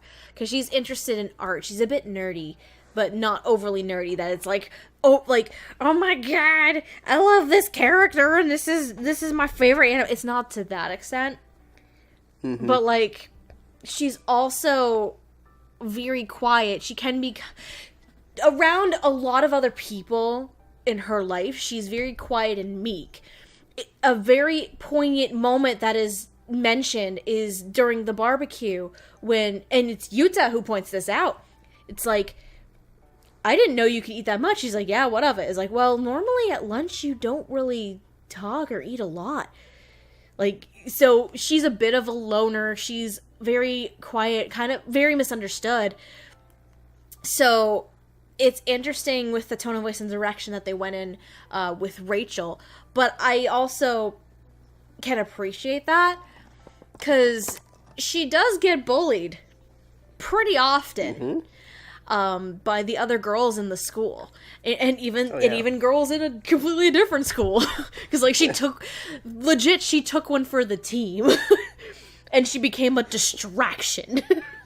I mean, the assumption of those girls was that like, oh, are you another one of what was it OG's fam girls? I forget what the guy's name. No, Joy. Joy's. Joy. Yeah, thank you. You're right. Joy's fan girls. Yeah. It's like we got enough. And I think, to an extent, based on the personality and who because she frequently hangs out with the boys, she can come off a little bit as tomboyish to me, which I think works because she has bad relationships and interactions with other girls her age, but she gets along a hell of a lot better with a bunch of boys. I can relate to this. When I was in school, I had more guy friends than I did girlfriends. And yet I wasn't a straight tomboy. I was still a girl. It's the same thing that can be said about Conoco here. And her character's also very interesting because she, like it was brought up, she used to draw like fetishy kind of stuff. Like early on, she's just like, these people are still into like high school girls with knee socks. Like, what is? Hell yeah, I'm into anime girls with knee socks. Like, what the hell? Like, these guys are pathetic. But then she wants to legit, because she's seeing the boys work so hard, she wants to work hard for herself and achieve something that she really enjoys. So her character arc, because I see her as essentially another lead character in this show. Oh, yeah. Not just because of the amount of screen time she gets, but she has a huge overarching story too. So given the personality, given some of the story elements that we get into Conoco, while the performance took a little bit of adjusting on my first watch, because I rewatched the whole thing today, and I think like my second rewatch I enjoyed it a lot more. While it was rough in the beginning to try and place it and try and transition it into something that works, going back and then understanding Kaneko's personality, understanding what her story is and her social interactions and everything like that, completely understanding that and going back to the show again, I think Rachel Glass actually does really well with the role. It's not a perfect performance. I think it's still one of the weaker performances of the entire show. But all things considered, with the dub itself being solid in general, that's also not a huge detriment. It's not like it's an absolute terrible performance. It's just considering some of the other performances in the show, those stand out a lot more than what Rachel did. But I still do appreciate, because I can relate to her. I was kind of like the tomboy hanging out with the boys when I was a kid. So I can relate to this. And so I understand the perspective and going from these different moments. So I do enjoy that a lot. I'll start with Conoco, because we were going from Conoco, I'll go to Conoco, and I also agree that she's probably one of the weakest performances of the show. I don't think she's bad. She's just not as strong as everybody else. I think that Rachel Glass is doing a great job, but I just don't know how much it worked for me. Sometimes it feels like Conoco's a little too soft-spoken and a little too, like, kind of detached. Though, when she has her excitable moments, I think it does work. Like, when they actually start playing Joy, and she's like, oh, fuck, those girls are here. It's like, they can't know I'm here. Shut up and hide me, Shingo. No, it was Yuta. She literally like, shut up and hide me, Yuta. Hide me, you. Shut up and hide. Let me hide behind you, you. But there are also times, like, when she calls people, like, a hag and cow, it, like, feels like she's, like, a little flat, and I don't necessarily believe she's actually malicious. And she's kind of, like, a little too mumbly at points. But overall, I think it was a suitable performance for the show. Brandon as Yuta, oh my heart. This poor babby. This baby, the episode about you and the ending to that, I have very good friends of mine who watch the show who are trans, who that episode hurt them. In a good way? I don't want to... the episode made them happy, but that part was really real for them. I can imagine. And no, I know you were like, Brendan had to do the very after-school special. Here's the thing. If the show didn't treat it in the most after-school special way of all time, I don't think people would have argued that it's just subtext. After Zombieland Saga, we people will continue to argue that the translations aren't accurate. So, yes, you're right. Yeah, like, literally, they had to go full Itsuki to that bully for this. Because there were people when episode 2 came out were arguing that, oh, the translation's bad, they're not saying use gay. And props to the dub where they actually doubled down on it. Yeah. They doubled down compared to the subs. Like, they straight up doubled down on it, so props to Jared for that. But, like, Brandon handles this so well. And Brandon himself is not straight. So this probably for him was something that was very close to his heart. And the way that they portray Yuta is honestly, the tone of voice is very similar to the other Yuta that he plays. What It's very similar to the Gridman Yuta. I was like, wait, what's the other Yuta again? I know, right? Gridman, which is going to be in my house soon. Is it SSS Gridman or is it Gridman? SSSS. Shut up and watch it. Watch it for the Dan, baby. So I think Brandon handles this beautifully. It's one of the best performances in the show, and just the emotionality and the tenderness. It's just all around some good fucking shit. So, speaking of the good shit, our final two characters of the evening are our lead characters, our main pair. We have Toma Shinjo and Maki Katsuragi. Toma Shinjo is the captain of the Minami this soft tennis team, and he's the only one who takes it seriously. And his situation is kind of fucked. Yes. Toma's brother likes him, and he's trying to, but he's also in the shadow of his brother's legacy. Toma's mom fucking hates him! She says as much. Toma's mom, I think, delivers one of the most brutal moments of the show, which is he's trying to open up and be happy about how he did at the tournament, and she goes, you know, I can be free with my feelings too. I hate you, Toma! I'm getting a divorce! I'm taking your brother with me! Bye! It's not that perky. But it's not that perky, but it's pretty fucking perky. And then Maki Katsuragi is kind of our main character. Maki is a boy who's moved around a lot with a single mother, Aya, who, you find out does this because his dad is horribly abusive, has been beating him since childhood. His real dad is actually Sho. Fuck you, fight me. Yeah, let's be straight up here that Kanji, the guy who's biological dad, does not qualify for the term dad. He's a sperm donor, that's it.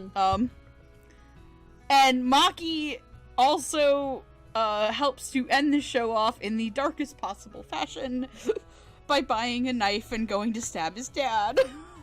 And then it cuts at the door. Playing Toma Shinjo is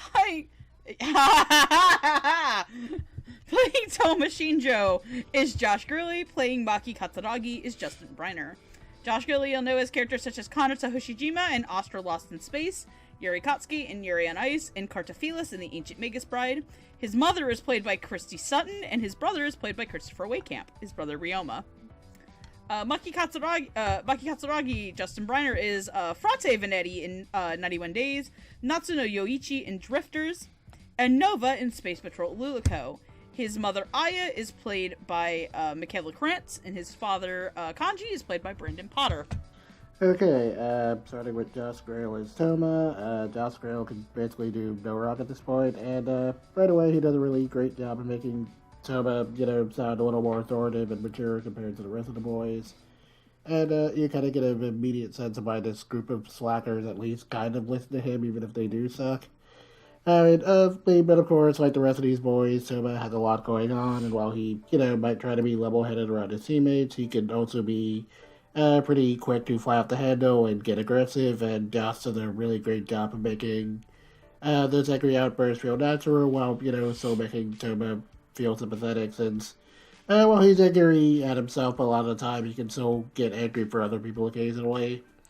One of the best examples of that definitely be when he and Maki confront Maki's deadbeat dad, and Toma threatens to kill him if he puts his hands on Maki again.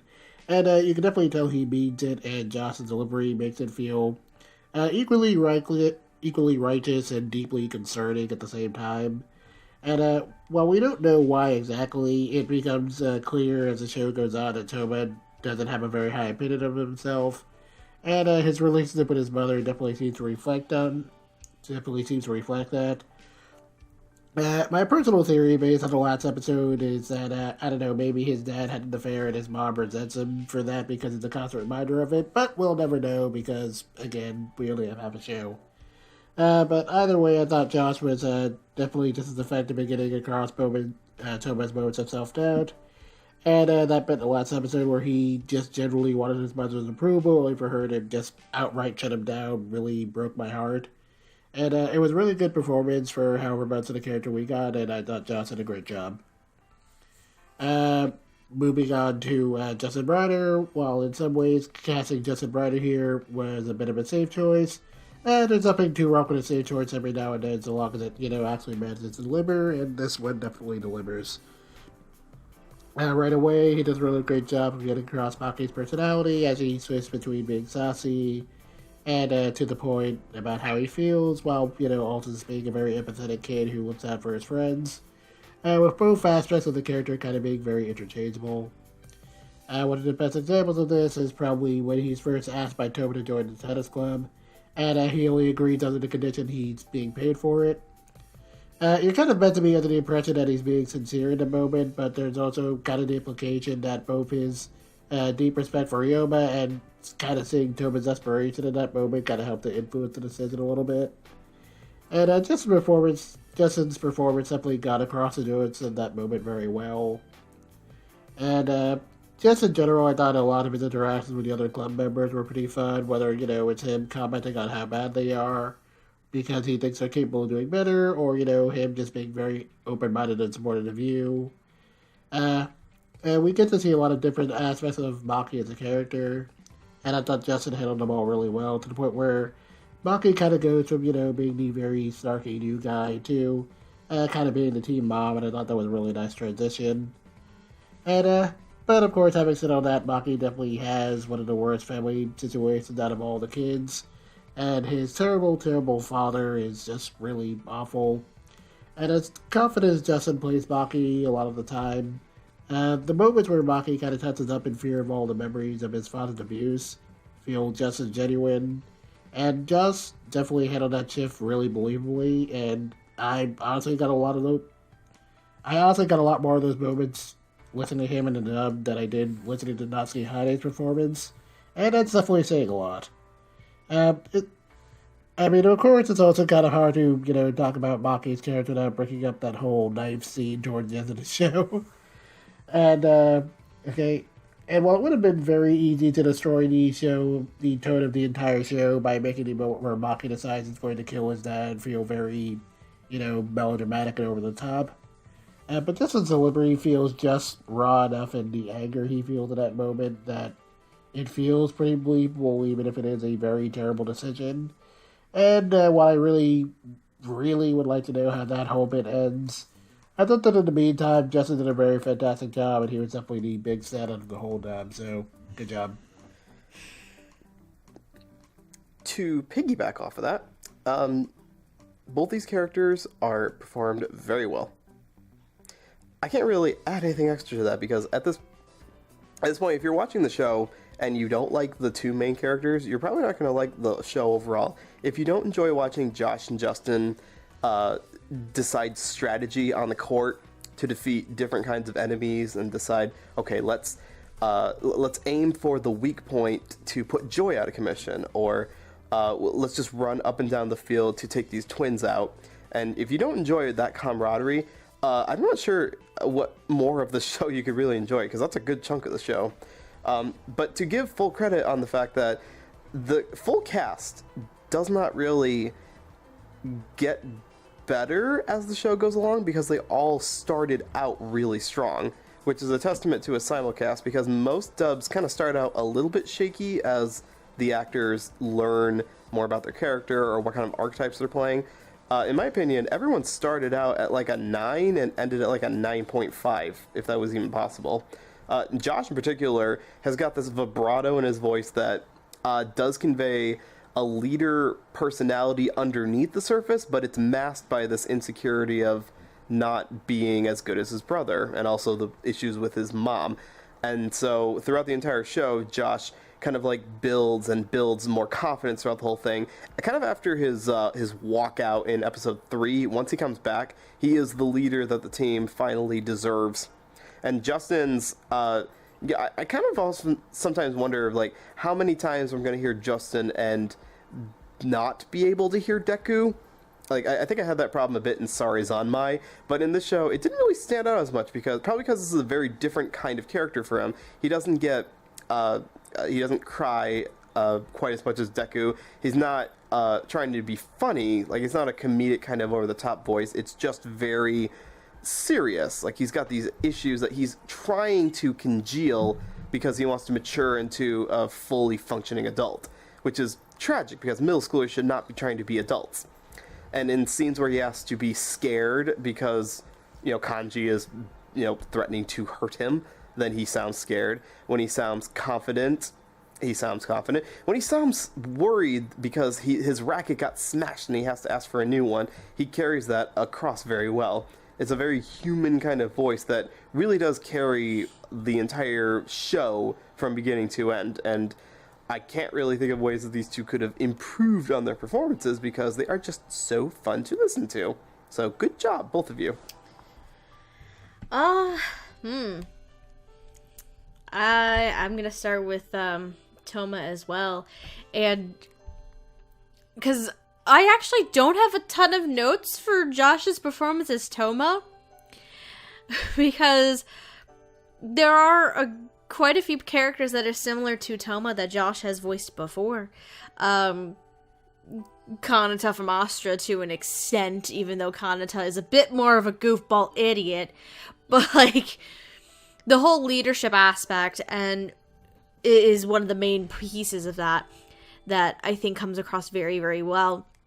But Toma is also very, very much a troubled child too, because he's put under the same expectations as his brother Ryoma, and his mom doesn't acknowledge him. His mom just thinks he's, that child. Like, legit, she calls him that child. Doesn't call him by name at points, and it's very heartbreaking to see that all Toma wants is just some amount of acknowledgement from his mom. And to an extent, he gets, like, jealous of Ryoma's it seems like he gets jealous of Ryoma and the relationship that he has with their mom. Like, to an extent. Because Toma does have some some animosity towards his own brother because of what happens. But,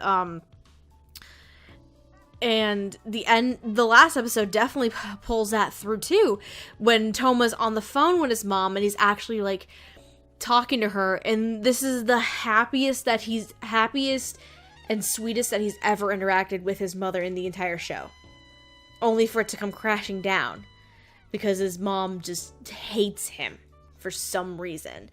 And it's really heartbreaking to see that. And like, Josh is very good as a dramatic actor. Like, bar none, he's proved that several times. And Toma Shinjo is no exception to this. And I just think he does fantastic with it. Oh, Maki. Maki. He deserved a better show. Maki deserves a way better show. Oh, God. He should have been in Food Wars. Shut your fucking mouth. Unfortunately, That's a compliment. Unfortunately, here's the thing. Noah's not. Food Wars goes to shit. Okay, I know that. Okay, he deserved to be in season 1 of Food Wars. I say, Noah's not wrong that he should be in Food Wars, though, because fucking Maki takes care of everything. Oh, because Maki Yeah, because Maki can feed you. Maki can feed you and take care of you, alright? Maki in and of himself is an interesting character because he basically has to grow up and be mature. Like, he has all these responsibilities because he's helping support his mom, who's working obscene amount of hours just to put food on the table for the two of them. So Maki helps pick up the slack with, like, the cleaning and the cooking and everything. So you would think that he has a very mature outlook on life. Maki is very snarky as shit. And whenever I get to hear Justin Briner be a snarky little jagoff on occasion, it just makes me very happy. Cause we are used to the Dekus. We are used to the frickin' nice, peppy boys. And then you have Maki. And you have frickin'... Oh, what's his character in Black Clover? Who's Luck, thank you. And then you have Luck, who's just so hyper and just so menacing at the same time. Like, Maki as a character is probably the most complex, or at least one of the most complex of them all, only because of his trauma and the abuse he gets from his dad. To which, by the way, I'm going to bring this back up again when I said this about Caitlyn. And I'm going to preface this again. And this is a very high compliment, alright? Brendan Potter, I hate you. I want to punch you into the fucking sun. If I am able to hate your character that much, you done good, sir. Anyway, it's a very interesting turmoil that Maki goes through. And he's just so traumatized and he's terrified and scared. I'm gonna say this. The most tense part for me in the entire show was episode 5. The interaction between Maki, Toma, and Maki's dad. When Maki tells Toma what actually happened to the racket, tells him the whole situation, and Toma comes to Maki's defense against his dad. Like, that was so tense, and, like, it was very, very believable on all fronts. That, like, it was hard to look, it was so difficult to look away, and you couldn't look away because of that. And just, oh, sweet lord. Like, while having Josh and Justin as the two leads for this show, you would normally think this is typecasting. It's really not. Like, there's a lot going on with these characters, and I think both of these actors just portrayed them very, very well. Especially, I'm giving credit to Justin Briner, though, because playing a character who is going through physical abuse, that in and of itself is a very difficult feat. And very difficult to pull off very well and make it convincing. So I have to give credit to Justin for that. But, yeah, these two are definitely, I think, the strongest performances of the show. Man, it's really funny because this came out at the same time as a Kabukicho where Josh and Justin are also two of the leads. And I was like, Funimation doesn't use the same voice actors and everything, and I was like, what? Surprise! Surprise, bitch. So let me say this: that this is some of my favorite work from Justin and Josh, and at all. I think that they both handle this masterfully. I don't think I could hear anybody else as Toma and Maki. Which is really weird because Maki's played by my favorite Seiyu, or one of my two favorite Seiyu. I like both performances a lot. I'm a little bit more inclined to Justin. Josh's righteous anger at points in this show are fucking terrifying. The part where he's like, I'm a minor, I'd get off easier for killing you. It's so great that he uses the legal system in his favor. Thank you for using the Japanese legal system in your favor, Maki, for Toma. And then just, some of the parts where, Toma is so socially awkward, and you can tell that he's, kind of emotionally stunted. Because Toma doesn't know how to make friends. Toma doesn't know what to do. Toma's just well, guess I'll die. And then, compared to how easygoing and kind of snarky Maki is, Toma is the straight man between them. And I really like that, and it's hard to add on to what you guys have already said about Josh's Toma. Justin's Maki is so good, because I think it's a little bit deeper and more mellow on Justin's end. Definitely compared to what we're used to hearing him. Compared to what most people are used to hearing them, because you know who Maki's register reminds me of a little bit? I swear to God, are you gonna say Mika? Oh. Shut up, Steph. You're not Shut wrong, up, though, Stephanie. that's the thing. Shut up, Stephanie! You're not gonna say Yuri, are you? It was Mika. She's talking about Mika. He's not Yuri in Yuri on Ice. No, I'm saying, you're asking what the register reminded you of. What were you gonna say? I thought it reminded me a little bit of Josh's Yuri from Yuri on Ice. No, she's talking about Justin. No, I was talking she's about talking Maki. about Justin, not Josh. Maki. No, I am talking about Maki. Never mind. Josh is Toma. I know that. I'm saying Justin's voice sounds a little like Yuri from Yuri on Ice. But she's talking about Justin, Noah. Shut up. I get it. Now I know what he means. No, I gotta say that, but it is a little bit like Mika, and it is also a little bit like his character. I keep fucking bringing it back to Ensemble Stars. It does sound a little bit like his character in Ensemble Stars, who also has a fucking phenomenal scene with Derek Snow's character. But, I like this Justin, where, and also be just the, I'm gonna end this. Oh my God. At the very end. It's really creepy, and the sounds that Justin has to make where he's flinching from his dad, and fuck you, Brandon Potter. Fuck your character, not you. You were probably a nice guy.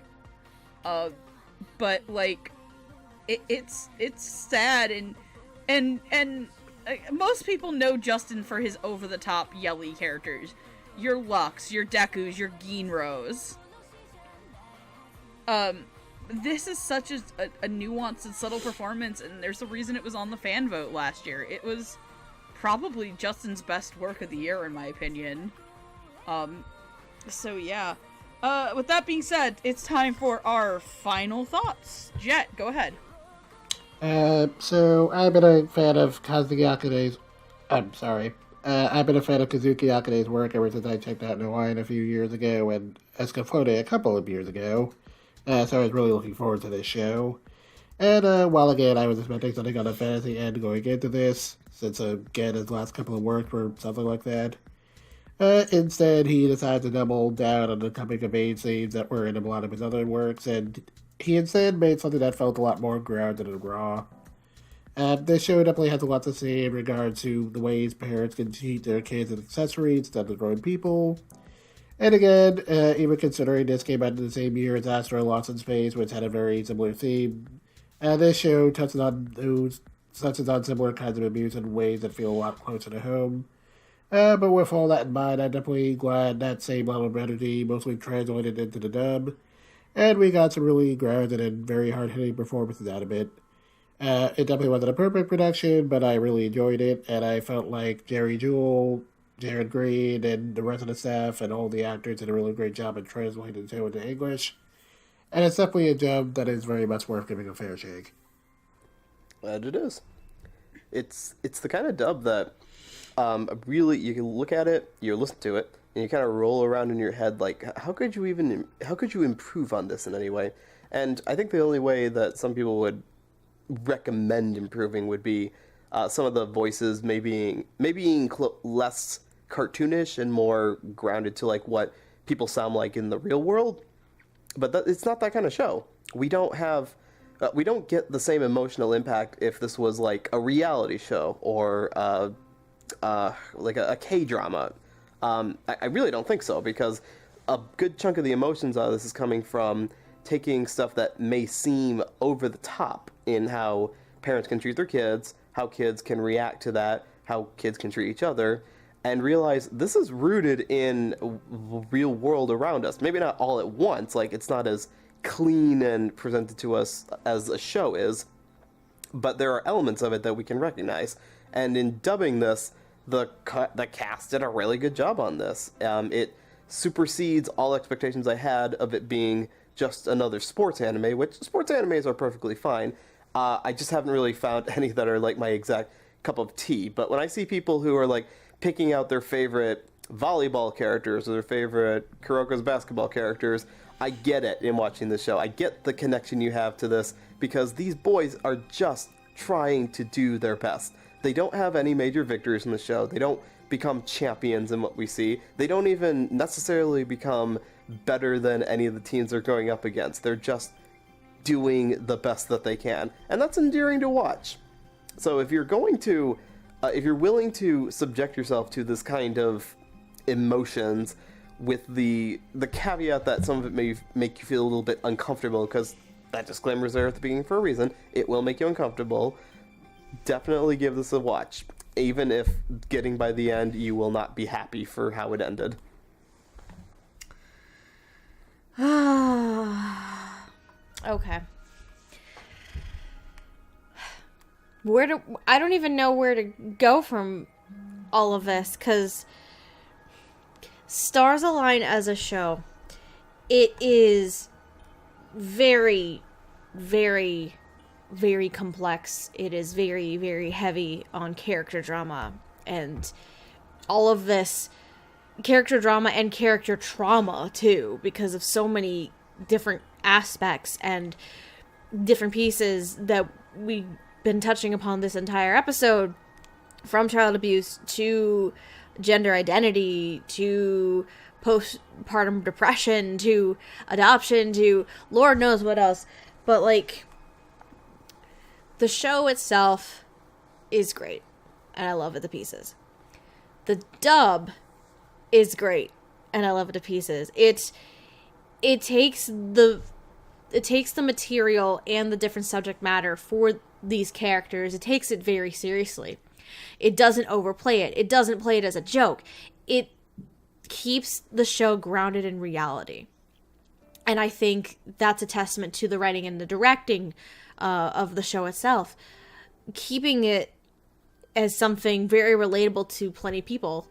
Like, Megan highly related to Rintaro. I relate to Nao to an extent. Like, these characters go through different things, and they are very relatable, and they will touch like someone else and be like, this is me, this is what I'm going through. And I think the dub is strong in relaying those different messages and these different circumstances, and it just conveys the story of this ragtag team of boys in middle school playing soft tennis. It conveys it very well, so I'm just gonna leave it with this. If you haven't watched Stars Align yet, even though where the story is right now at the end of 12 episodes, not the greatest stopping point. I understand that. But if you haven't watched Stars Align yet, go watch Stars Align. go watch Stars Align. Go watch Stars Align. You would be really dumb if you don't watch the show. Just go watch Stars Align. Just do it.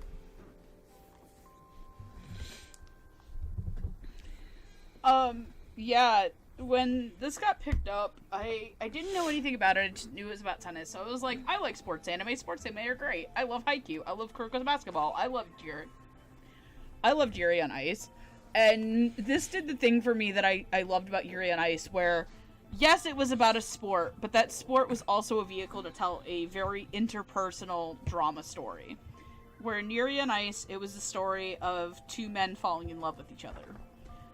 Stars Align is less a show about soft tennis and more a show about how child abuse in all of its forms destroys children. And it's hard to watch at times. It is genuinely very, very disturbing. It does not shy away, like Noah said, from showing postpartum depression, which is something I don't think I've ever actually seen in an anime. Like, I don't think I've ever actually seen an anime be like, yeah, straight text, this is postpartum depression. Or if they dealt with child abuse, it was in shonens that washed it away, or it was just used as a way to show how characters became villainous. And in this show, it's not, and I think that the dub captures it as best it can. It is one of my favorite ensemble casts of the year. I'm never going to complain about a show that has Garrett Storms in it in a major part. Sorry. Not going to happen. It's the way to my heart. I love his acting in this. And by the way, please go to A&N and look at his A&N picture. Yes! Okay. You will not regret it. I think that a really big star of this is not only Jerry Jules directing, but Jared Green absolutely knocked it out of the park. And had this not come out the same year as Sarin Somnai and Nichi Show. Oh my god, so much shows. Which, oh lordy. I love Stars Align, but there's something about having to adapt Ikuhara and the quote-unquote undubbable show. So Jared was very close to this award, my best writing award. I think that this is such a it's I can't call it heartwarming, but what it is affirming. It's nice to see in a medium that fans tout as being, oh, we're more diverse than Western comics. Our fans are so much nicer, when sometimes they're not. That a show went out of its way to affirm people who are gay, who are non-binary, who have been through abuse, that you are someone worth your story being told about. And the show holds a very special place to my heart. And if you would like to watch Stars Align, you can watch it over at Funimation. Both sub and dub, both are completely available. If you would like to support this in any way, and I do mean this, please buy merch through official places. CD Japan, AmiAmi, Hobby HLJ, anything you can do to support this, to show the Japanese that Akane deserves to have. Don't be an asshole and pirate shit. Do not pirate the show. I will fucking find you. Or at the very least, like, post on social media letting people know that you watched it and enjoyed it. That in itself is better than nothing. Yeah, like, please.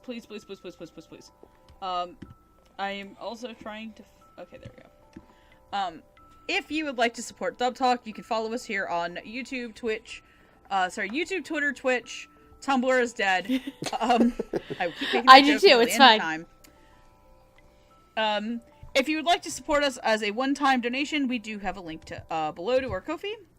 If you'd like to support us on the regular, we do have a Patreon, and we do have some shoutouts. Our $5 tier, Crimson Echidna, Michelle Travis, Nico Robin, but with Yowie hands, and our $10 tier, Carly Lusticow, Jacob Wilson, Jared, J2, aka Jared, Marissa Lenti, and Weeby. Guys, quickly go over where they can find you so we can go to bed.